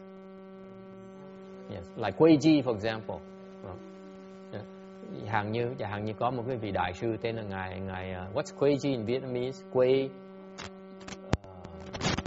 Ji. Look at Vietnamese for me, will you? Quay Ji. Ji là chi chủ đi chi. Quay Ji. Chẳng hạn như ngài đệ tử ngài Huyền Trang đó. Is his the consciousness school heir to Master Xuan Zang. His name is Quay Ji. He has extremely superior deep roots. That's why they went into the consciousness school. Những cái người mà tu dưới thức học á, thường cái căn cơ họ quá cao đi, họ thành công dễ dàng, họ thành công được. Còn những người cái thời mạt pháp này mà tu theo duy thức học á, khó mà thành công như vậy. This Dharma ending age is very difficult, very difficult, because we not blessed enough. Tại mình không đủ phước, thành mình mới bị kẹt sinh vào cái cõi này. This is why we still here. we don't have enough blessings yet. Okay? Let me elaborate a little bit for you. This is a very important point. Cái phần này nó quan trọng. Okay? The important point is that when you cultivate, the cultivation, okay, the Dharma door, the superior Dharma door cultivation, as far as I'm concerned, is a Dharma door that has no trace. Nói cái vị nghe một tí về cái pháp môn tu hành. Okay. Cái pháp môn tu hành mà cao nhất đối với tôi là pháp môn mà mình tu, mình không có gì mình chấp được hết. It's nothing you can attach to. To me, that's the highest Dharma door. Okay? If you have a Dharma door that says, my Dharma door is the best, okay, then you're in trouble. Tại nếu mình tu pháp môn mà nói, cái pháp môn này hay nhất, nó không có pháp môn bằng cái này cao nhất, siêu nhất, khó nhất, nó bị chấp trước, là chết.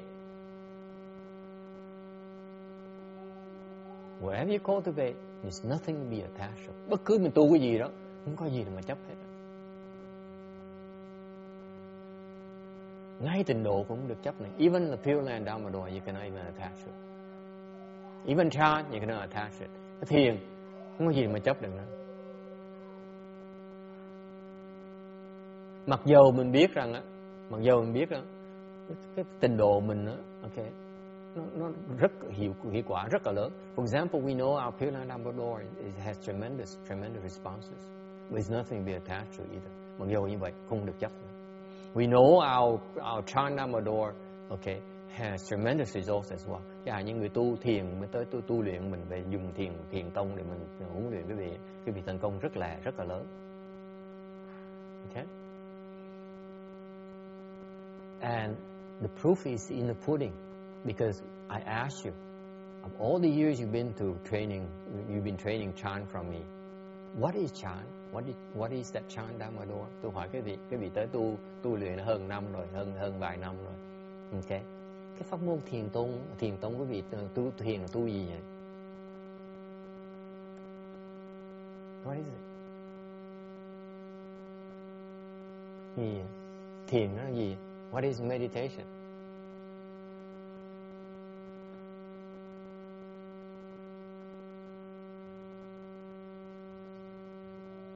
It's not the same as any of the meditation books you read. Chắc chắn quý vị, nó hoàn toàn nó khác. Bất cứ cái pháp môn thiền tông là quý vị đã đọc trong sách ra. Isn't that right? Đúng không? It's not described anywhere. Không kiếm được cuốn sách nào nó diễn tả cái pháp môn thiền tông mình đang tu là thiền phong gì hết. You cannot find anywhere written down anywhere. What is it? Our chant Dharma door is. What is it?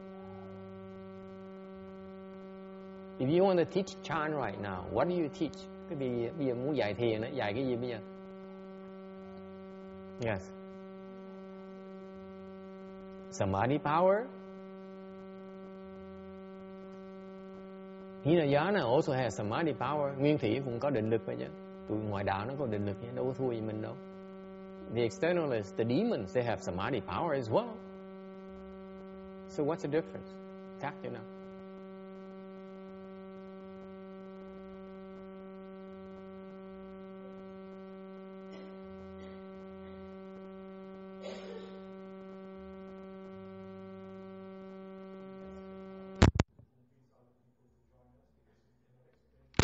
It's nothing.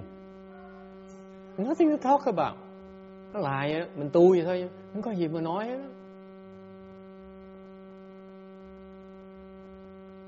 Okay? For example, I remember learning Hinayana meditation. Tôi nhớ hồi đó mà tôi tu thiền về nguyên thủy á. What they known for? Họ nổi tiếng về gì? What they known for? Nguyên thủy họ nổi tiếng về cái gì? Pháp môn rất quan trọng bên họ. Họ biên kinh đủ thứ, họ nêu biết bao nhiêu kinh, biên bao nhiêu sách. You can read at least 100 books on this Dharma door. I'm not kidding you. At least 100 books.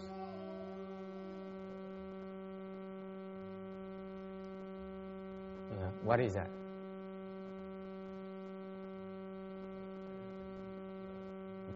Breath counting. Sở túc. Đại pháp của tiểu thừa. You learn one about meditation, Hinayana, you learn is about breathing. Bên nguyên thủy mà dạy về thiền là dạy cái gì về hơi thở. Sở túc. Okay. Có một cái kinh gọi là kinh là cái kinh mà dạy về thiền bên nguyên thủy là cái gọi là cái cẩm nang tu thiền bên nguyên thủy là để là về hơi thở. So this sutra here, Sutipanana, whatever, I forgot the name already, is the Bible in Hinayana meditation. You want to learn meditation? This sutra here describes the process, the techniques of meditation thoroughly. So it has a dharma called breath counting. Okay? Do we use breath counting? Quý vị nghĩ coi, tôi học thiền với tôi một thời gian có đếm hơi thở. We use breath counting? No. mình thèm đếm hơi thở luôn nè. Không có gì hết. Ngay hơi thở cũng được đếm nè. Even breathing, we don't even care. Right? We don't even attach to breathe. Tại sao? Đếm hơi thở là một cái pháp môn nó còn thấp.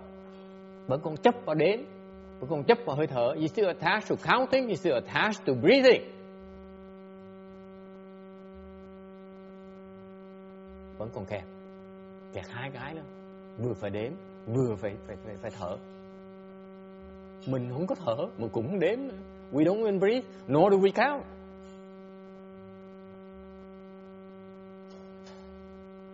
Thiền mình nó dễ sợ, thiền mình hoàn toàn vô tướng. Our chant is absolutely markless. There's no mark. Consciousness school, it says, I become enlightened through consciousness. Bên duy thức học, họ nói là tôi sẽ giác ngộ bằng cái thức, tu cái pháp của thức này. Okay? In chant, our chant, it's nothing to attach to for you to become enlightened. Bên thiền tông mình luyện đó, không có gì mà phải chấp để có thể giác ngộ. Tại cái bên dưới thức còn chấp một cái thức là chết. Conscious school, they still attach to that knowledge about the consciousness. That will bring you trouble. Còn chấp vào cái thức đó là sẽ kẹt cứng. Mà không biết là chết. Yes.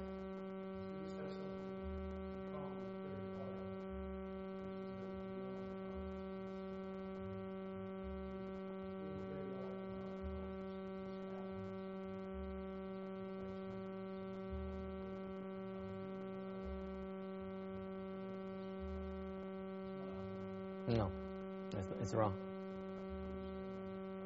What they're referring to is the state. You cannot take the words literally. Okay. Ông nói là chẳng hạn như cái đài nghệ thuật á, là họ nói là nó vượt qua luôn cái thức nữa. Tôi nói cái đó trật. No, they're not talking about the same thing. I can guarantee you that. I can assure you they're not referring. We are referring to different things. Thì tôi nói là tụi nó nói cái đó nó trật.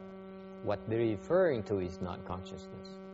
Okay, or beyond consciousness. What they're referring to is something called inspiration, awareness. It's still within consciousness. They don't realize that it's a deeper level of consciousness. They don't even know about the eighth consciousness or seventh consciousness. Leave alone think about going beyond, transcending the consciousness. They aren't aware of the eighth or the seventh, correct? If you're not aware of it, how can you transcend it? Bên cái thế gian pháp á, họ nói là cái đại nghệ thuật á là nó hơn cả thức này. Tôi nói nó tầm bậy. Tại họ ngay cái thế gian pháp họ đâu có biết về cái pháp là cái địa thất thức hoặc là địa bát thức. Làm sao mà nếu không biết là có địa bát địa thất, làm sao mà siêu vượt qua mấy cái hai cái thức đó được? If you're not aware of what's troubling you cannot possibly transcend it. Họ không biết rằng họ đang bị hai cái thức, để thất thức với để bát thức nó kềm chế mình. Thì làm sao vượt nó được? I ask you, Amy, if you're not aware that your seven consciousnesses and your eighth consciousness are binding you down, how can you possibly transcend it? Right? You don't know there's a problem. How can you fix it? Mình không biết nó có cái vấn đề, làm sao mình đổi nó được, mình sửa nó được. That's why the problem with the world, the worldly dharma, they're not aware of it. So that great art they're actually referring to the eighth consciousness, the lower level, the subconsciousness. They haven't transcended it yet. Is it clear? Anyway, eventually it will become clearer. It's very clear to me, but not to you clearly. Yes.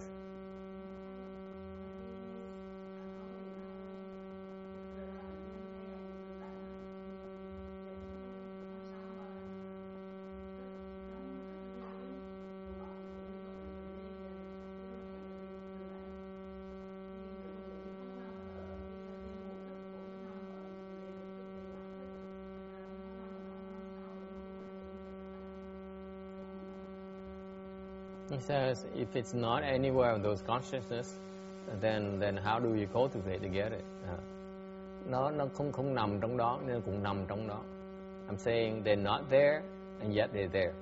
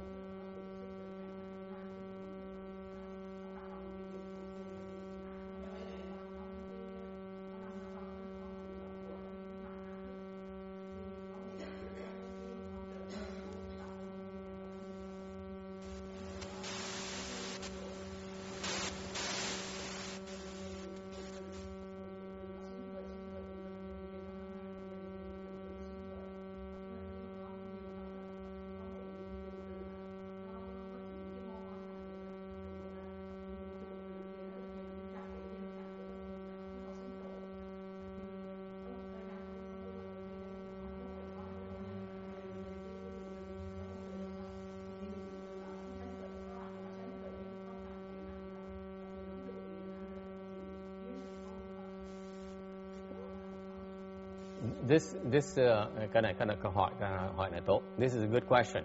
I want to repeat it, translate it, because this is an important part. This is why it shows why Mahayana Dharma is far superior to Hinayana Dharma.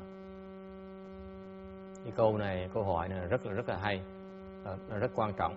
Tại vì câu này cho thấy rằng gốc cô là gốc cô cũng những cái pháp tiểu thừa. Thành ra lúc mà luyện pháp tiểu thừa như vậy, khi mà đổi thành tu luyện cái pháp đại thừa, hoàn toàn nó khác hẳn, nó có hiệu quả lẹ hơn nhiều. Okay. The question she has is that before coming to join the temple, our temple, she used to contemplate all the through her sensors, all the things, all the external factors, and watch how they turn into good or evil seeds. And now she comes and practices with us, and she no longer pays attention to them. Okay, she just no longer discriminates. Okay, cái đó là cái kẹt của cái pháp nguyên thủy. This is where the Hinayana Dharma is stuck. They feed on your discriminating mind. Nó pháp nó dở. Tại sao? Đối với tôi nó dở là tại vì nó nuôi cái tâm phân biệt của mình. Ngồi đó mà nhận ra cái tốt, cái xấu là chết. If you sit there and you meditate so that you can recognize good or bad, you are in big trouble. You are feeding on your false thinking. Mình nuôi cái vọng tưởng của mình. Tai hại như vậy mà không biết. Okay. This is because her teacher does not understand it yet. Tại vì sao? Tại người thầy mà truyền của pháp môn này vẫn chưa hiểu pháp môn này. Truyền của trật. Pháp môn nó không có như vậy. It's no such a dharma door in Hinayana. Cái ông thầy mà, cái nguyên thủy này truyền pháp môn này chưa hiểu pháp môn này, thành truyền bậy. So her teacher of this Mahayana Dharma door here does not understand this Dharma door yet himself. cái trình độ mà tu theo cái đó, tu như vậy nó rất là chậm, nó sẽ bị kẹt. Nó kẹt ở nuôi cái tâm phân biệt của mình. Because of this Dharma door here, she's been stuck, and the progress is very, very painful, very slow. Why is that? Because it keeps on feeding on the discriminating mind.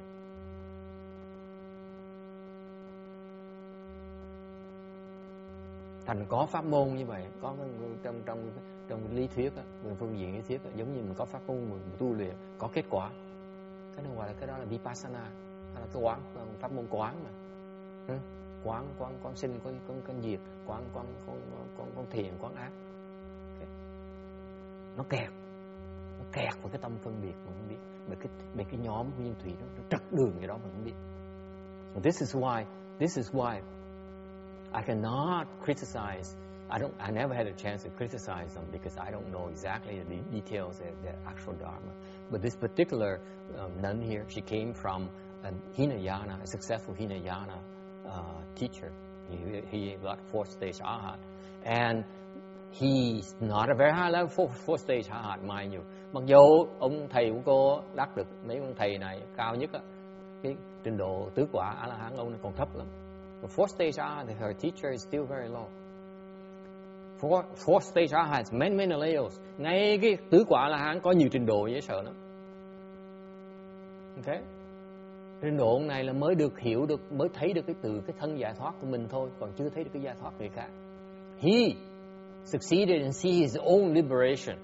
He does not see how others can get liberated yet. Ông chưa thấy được làm sao người khác được cái giải thoát. Cái đường ông nó quá hẹp đi. Đường mấy người thầy của cô nó quá hẹp đấy. Mấy cao lắm thấy được cái xíu của bản thân mình thôi, chưa thấy được cái người khác nổi. Thành truyền pháp môn này nó tầm bậy.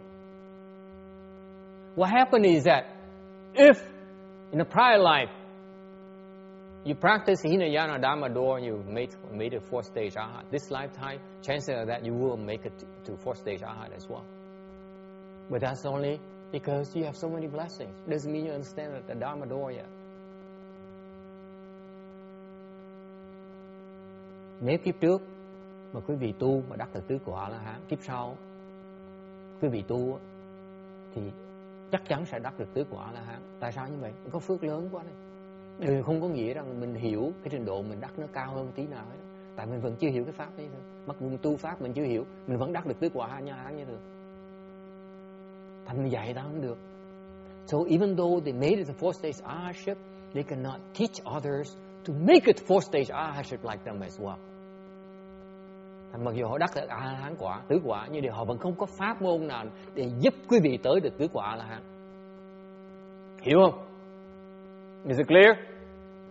They make it themselves because their own personal blessings, but they have no Dharma to help you get there.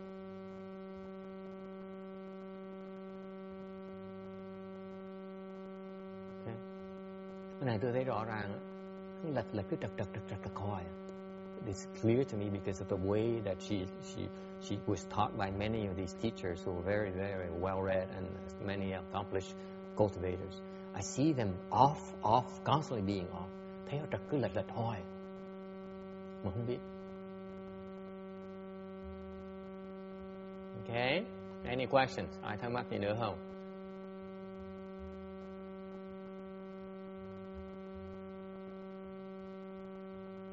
Cái này để nói cho quý là quý vị, nhắc lại quý vị cho rõ ràng. So that let me restate it for you again.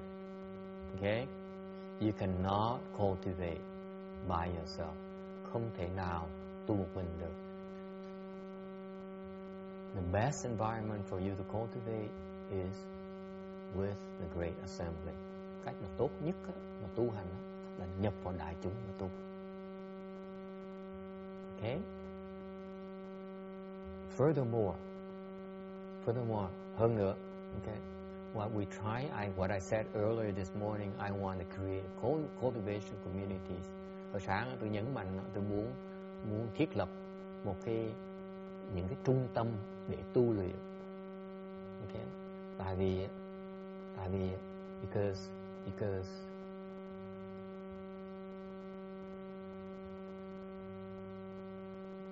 the Dharma doors need the proper environment for the people to accomplish them. Pháp môn nào cũng cần có một môi trường để mà thành công được. Okay? So for example, I watch my teacher.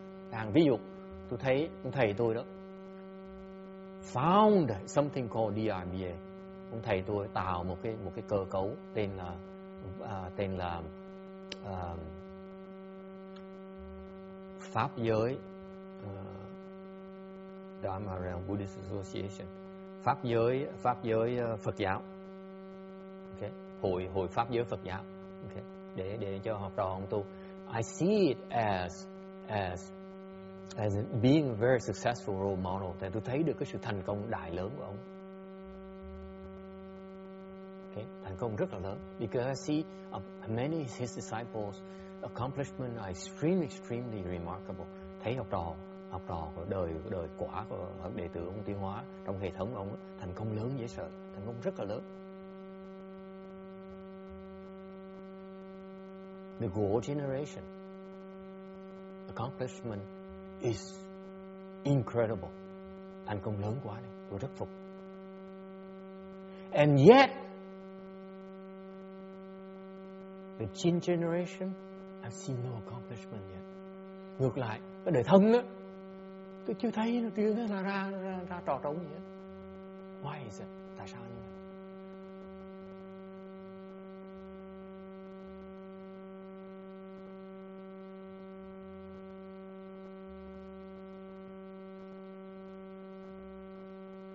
I hope they figure it out one of these days. Hy vọng một ngày nào đó cái đời quả với đời thân họ hiểu được cái đó. Tôi thấy được. I cannot talk about it. Tôi thấy được mà tôi không nói được, tôi không giảng được. Bởi vậy tôi muốn tạo ra một cơ khoang đó, tôi một cơ sở khác để cái đời học trò tôi đó, sẽ có mặt đời thân luôn, rồi có mặt đời quả luôn. Because I want to teach my Ru generation to surpass the Jin generation as well as the Go generation. That's my ambition.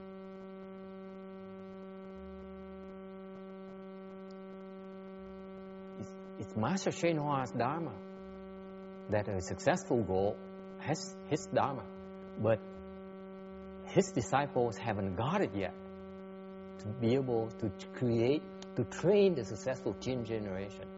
Ngài Tiến Hóa, Ngài biết cái Pháp và truyền được cái Pháp để giúp đệ tử đời quả của Ngài thành công. Đều cái đời quả của Ngài chưa đủ cái sự sáng suốt, sự hiểu biết để huấn luyện cái người đời thân thành công. Đời thân bơ vơ. Thanh minh thì đi cùng đường được. That's why we cannot walk the same path. I cannot walk the same path. I want to have a different path. Tôi muốn tạo một con đường khác. That's my ambition. There's more ambition. Okay? Tại đi theo cái đó, đời thân sẽ không đi tới đâu hết. Tôi thấy sự thành công. Trừ phi lúc tổ hiện ra Ngài mà lộ ra cái Pháp tôi mới thấy. Hiện bây giờ cái Pháp họ thân ra đi. Tôi chưa thấy người thân nào ra bằng học trò tôi hết. The fact of the matter is that I've watched all the Jin disciples. I've seen all the Jins I've seen so far. None of them is as rich as high level as my Ru disciples. None.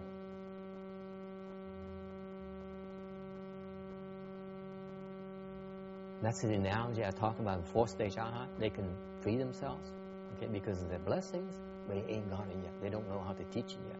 Đó cái song tôi nói đó. Người tứ quả A-la-hán như thầy của cô này đó, là họ thành công tại cái phước trước của họ tu, chứ họ vẫn trình độ chưa đủ cao để dạy người khác tu được trình độ của mình.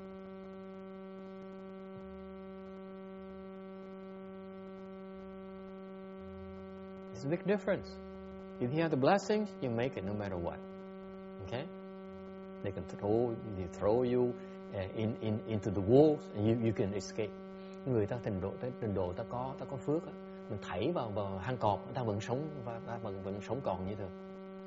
Thế còn mình đây á, whereas us we don't have the blessings, you need the Dharma and the environment and the guidance. Mình không đủ phước á, mình phải cần cái pháp. First of all, you need the Dharma. Thứ nhất là cần cái pháp môn. Alright? Number two, you need the environment. Thứ nhì, mình cần cái môi trường. Number three, you need the guidance. Cái thứ ba quan trọng nhất, cần thầy gỡ cho mình.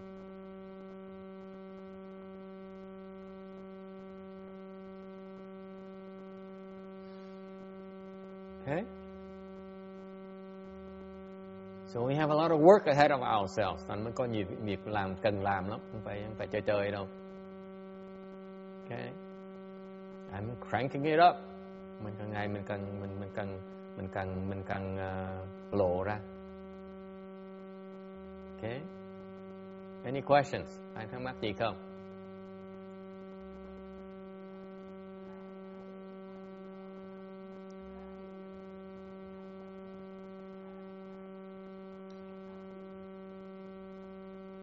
So he wants to know what is the chan I'm teaching.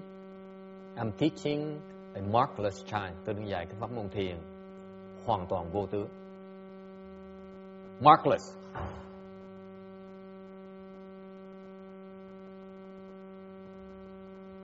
Vô tướng nghĩa là sao?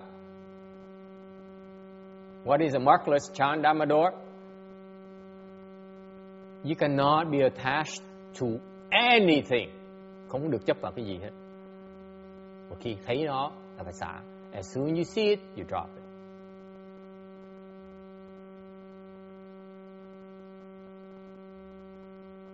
Bất cứ thấy cái gì, bỏ nó xuống. Còn cuối cùng, vẫn còn cái gì hết. In the end, you have nothing left. You left would have, you are where you are already. Cái mình còn, cái mình đạt tới đó là cái mình có đó. Mình không cần chấp nó được. You can't even not even attach to it. You keep going.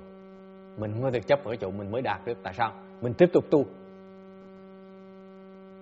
Không có gì phải chấp hết đó. If you say that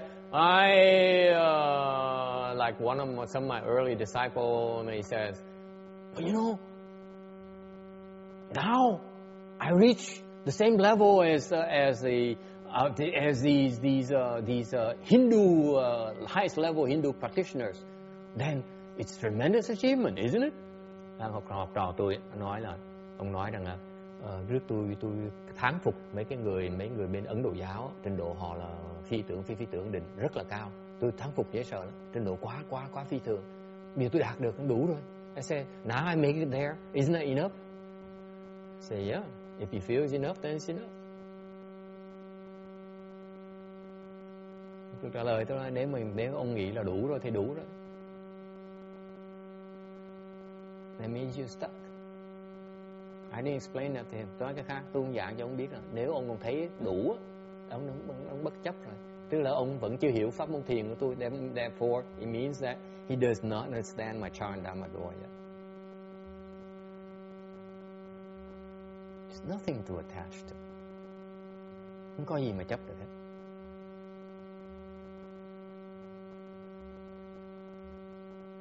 You go to the temple, cuối tuần mình tới chùa, mình thiền. You go to the temple, you practice. Even you go to the temple in the morning, I may ask you, what chan do you do? Hỏi quý vị đó, cuối tuần tới buổi sáng đó, luyện thiền cái gì thiền ở trong đó? What chan is there in the morning? Tell me. Có thiền tông, pháp môn gì thiền tông buổi sáng bác thân thương. Mà tại sao tôi nói đó là thiền? Then why do I say it's chan?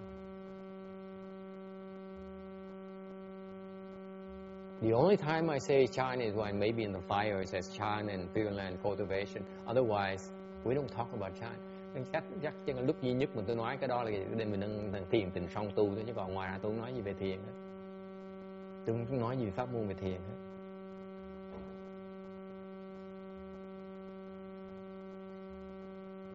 What chan is there? Thiền ở trong á. Thấy tịnh độ không à? It's only Pure Land, right? You recite Buddha's name. You recite a sutra. You offer incense. Cúng hương. Tụng kinh. Niệm Phật. Ngồi thiền tí xíu.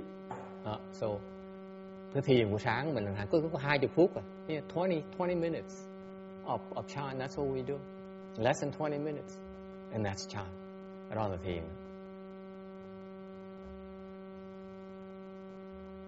Because ultimately it's about practice. Cái luyện thiền mình là mình luyện. Mà nếu mình luyện á, mình chỉ luyện thôi mà không chấp gì hết á, đó là thiền. If you practice, you cultivate and you attach to nothing, that is markless chan. Mình chỉ luyện thôi, mình chỉ tu thôi mà không chấp bất cứ cái gì hết á. Cái đó là cái thiền vô tướng. Is it clear? It's not for everyone. Không phải ai tu cũng được. Most people come to me, phần lớn người ta tới dạy, tới tu.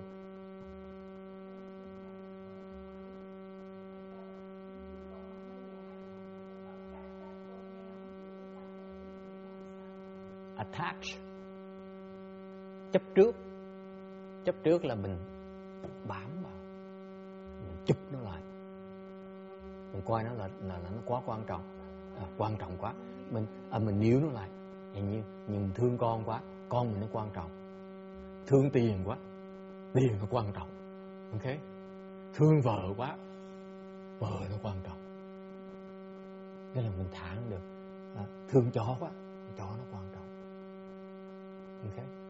So she said about, I used the word attached in Vietnamese. What does it mean? I said, attached is something that you consider to be so real, so important, that you cannot let go. For example, you love your children, your son so much, you're attached to him. You love your wife so much, you cannot live without her. You love your dog so much, you can't stop thinking about your dog. All those are attachments. Okay? You go to the temple. Quý vị tới chùa để làm cái gì? When you sit down, cái thiền vô tướng như vậy này, nghe cho rõ này, listen carefully. The markless chant. Cái thiền vô tướng như vậy này, nghe cho rõ. You go tới chùa, you go to the temple, ngồi xuống làm, okay, ngồi xuống lúc ngồi tu buổi sáng đó. What happened in the morning? Okay, the people who come and hear that I teach chant, những người, let me digress a little bit first. Tôi nói đi xa một vòng qua tam quốc một tí. Những người mà nghe tới học thiền với tôi á, nghe nói tôi dạy thiền, thầy thiền sư tới dạy thiền, dạy 6 năm trời rồi có thành công rồi, thành tới học thiền với tôi. The people who come to me to learn chant from me, very excited. They learn the initial chant instruction. Họ tới đó, họ nghe được tôi dạy về cái phương pháp tu luyện đầu tiên á. Họ về họ luyện một cái, họ có kết quả ngay lập tức. You saw immediate results. I give you an example.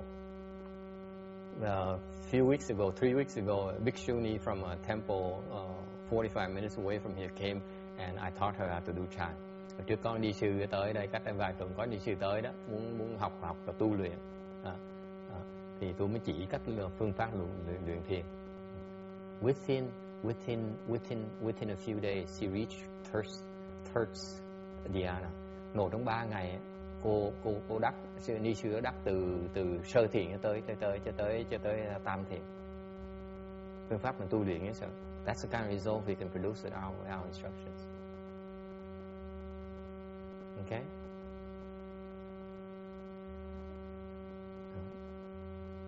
Nghe không? Vài ngày cái căn cơ ta như vậy, thăng lệ như vậy. That's how incredible her blessings are. Waiting for the Dharma door to liberate her, bring her to the next level. Ta phước có sẵn đó rồi, chỉ đợi cái pháp môn để mà giúp người ta thăng thôi. Okay? And then that's when they think they know how to cultivate.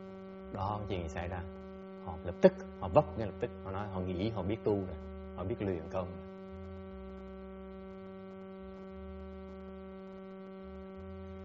Đâu cần tới chùa nữa. Don't need to go to the temple anymore. I know how to do chant now. Giờ biết tu luyện rồi, biết luyện thiền rồi. They know the lower level chant I taught. Họ mới hiểu được cái phương pháp luyện thiền sơ khởi của tôi nói. Cái thiền chính của mình, the main cultivation dharma is on the weekend. Pháp môn tu luyện chính của mình, luyện thiền mình chính là cuối tuần. Quý vị tới đó, You come here, you offer incense, cúng hương, tụng kinh, you recite the sutra, circumambulate, đi nhiễu, you sit down, and you recite the Buddha's name, đi nhiễu niệm Phật, ngồi xuống niệm Phật, xong rồi thiền, and then you meditate. That is the chant right there. Cái đó là thiền đó. Để làm cái gì? What for? That is a markless chant. Cái đó là cái pháp môn thiền vô tướng. Để làm cái gì? Để cho quý vị thấy những cái vọng tưởng quý vị. To let you see all the false thoughts arise in your mind. Okay? So that you can deal with all those false thoughts. Để mình đối phó với những cái vọng tưởng đó. So after you done with one false thought, đối phó xong một vọng tưởng rồi, throw it away. That's markless chant. Giải quyết xong một cái vọng tưởng, thảy nó đi. Cái đó gọi là vô tướng thiền. Is that clear?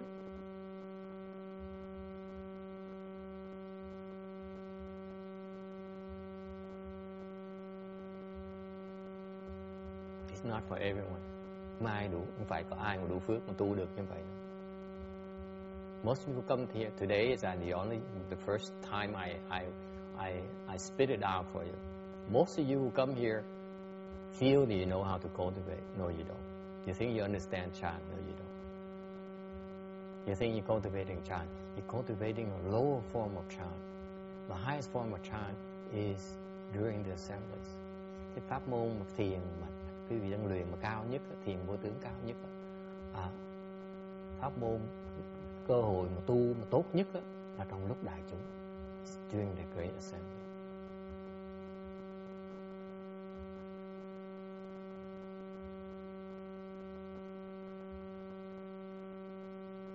The homework you do it every day, I assign you, is prepare you for that. Mỗi ngày tôi nói quý vị nên ngồi thiền đó để chuẩn bị quý vị tới lúc mà đại chúng để mà tu. Để cuối tuần tới mà tu, so that you come to the temple to practice. Okay? And this is why I sit here and watch all of you fall by the wayside and say they think they know how to do chant, they got enough, and there's nothing new. They still don't understand our markless chant yet. Nhiều người tới thời gian sao nghĩ chắc là ông học hiểu hết tất cả cách tu luyện rồi, không thành ra đủ sức mà tự túc rồi. Đó vẫn chưa hiểu pháp môn thiền vô tướng của mình. Markless chant is by doing. Thiền vô tướng là gì? Đang làm, chứ không phải là hiểu. It's about doing, not understanding. Text.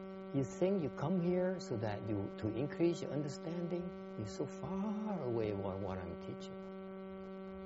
Tại quý vị tới đây bỏ thì giờ công khó để mà tới đây để mà hiểu hả? Thì quý vị vẫn chưa hiểu pháp môn tôi đang dạy nữa.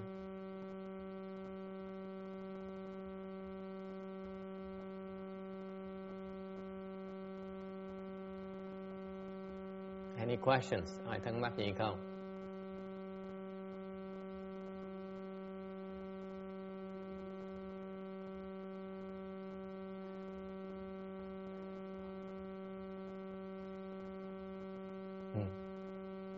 Còn lâu mới hiểu được. Còn lâu đó. Cái pháp môn Lan muốn hiểu pháp môn tôi dạy đó hả? Tu cả đời hiểu không nổi đâu. Mỗi lần tới hiểu thêm được một tí, mỗi lần tới hiểu thêm được một tí. Nói một ngày nói không được, nói một đời nói không xong, nói 10 đời nói 10 đời chưa xong, nói 1 triệu đời nói 1 triệu đời chưa xong. Nó dễ sợ như vậy. So she said, please teach me what is this markless chant Dhammador. I said, you can spend the rest of your life practicing, you still don't get it. You spend the next 10 lifetime practicing under me, you still don't get it. Next 1 million lifetime practicing under me, you still don't get it. It's how deep that markless chant Dhammador is. That's why I'm not a good teacher. That's why I'm sending you. I prefer to send you off to the pyramid. Bởi vậy tôi biết tôi không phải là thầy giỏi, là tôi muốn gửi quý vị đi để học A Di Đà nó lợi hơn. You're much better off with Amitabha than with me. Whatever can help you this lifetime, I can, I will. But you better off being with Amitabha. Thành ra cái đời này, cuộc đời này quý vị tôi giúp được gì, tôi hết sức tôi giúp. Đều sức tôi nó có hạn, tôi không đủ, tôi không có tài như ngài A Di Đà Phật. Sau khi quý vị xong cuộc đời này, tôi gửi đi qua Tây phương Cực Lạc để ngài A Di Đà Phật dạy, thì nó có lý hơn. See where I'm coming from? That's the best possible scenario for you as far as where I'm coming from. That's all I have, the best I have to offer. Cái mà tôi có quý nhất á, tôi có chừng đó thôi à. Okay? I don't want you to follow me for the next lifetime. Tôi không muốn đời sau quý vị tới kiếm tôi nghe chưa? Don't ever come look for me again. Đời sau đừng bao giờ kiếm gặp mặt nhau hết. Gặp Tây phương Cực Lạc được chứ còn đừng gặp nhau nữa. I do not want to see you again, except at the Western Bliss Pyramid. Okay? Yes.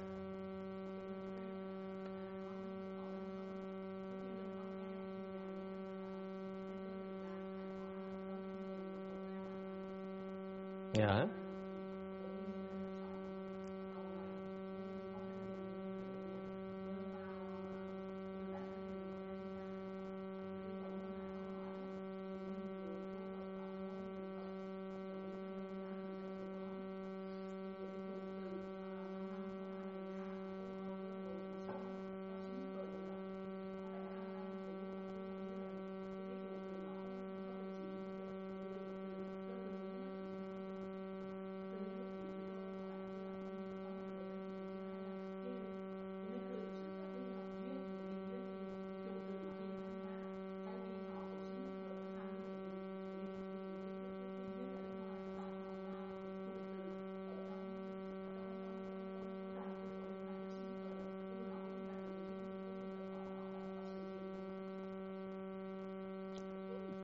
She asked a question about the theory behind the fact when you try to purify yourself by reciting Buddha's name, and therefore you don't allow these seeds the bad seeds to mature, and you allow the pure seeds to mature. And that's in theory. Cái đó là trên lý thuyết thôi. Okay. Nhưng đều cái đó là đúng trong cái trên lý thuyết, đều phải làm. So what she's describing is the theory behind it, but what she's not describing, cái mà sư cô không biết làm sao mà làm được thôi. Cái khó là không phải là biết cái lý thuyết, cái khó mà làm mỗi tuần. The difficulty is not knowing about it. The difficulty is showing up every weekend and just, oh my God, here you go again. Cái khó là mình cuối tuần mình bất cứ cản trở nào mình cũng lò mò tới chùa mình tu, bất cứ mọi giá. Cái khó là khó đó. The difficulty is in being able to show up consistently to cultivate. Chứ còn lý thuyết thì ai đọc lý thuyết cũng được. Okay? The theory, anyone can talk about it. Yeah? Theory, you can read it from any books. The problem is that you cannot do it. Cái phải là mình không có lý thuyết mình có đó, nhưng cái vấn đề khó khăn mình là mình làm không được. Mình không chịu làm. We're not willing to do it. We have so many excuses why we shouldn't be doing. Mình có đủ biết bao nhiêu lý do để mình không làm. Right? So many compelling reasons. Có nhiều lý do chính xác không thể tưởng được tại sao mình cần làm. Yes.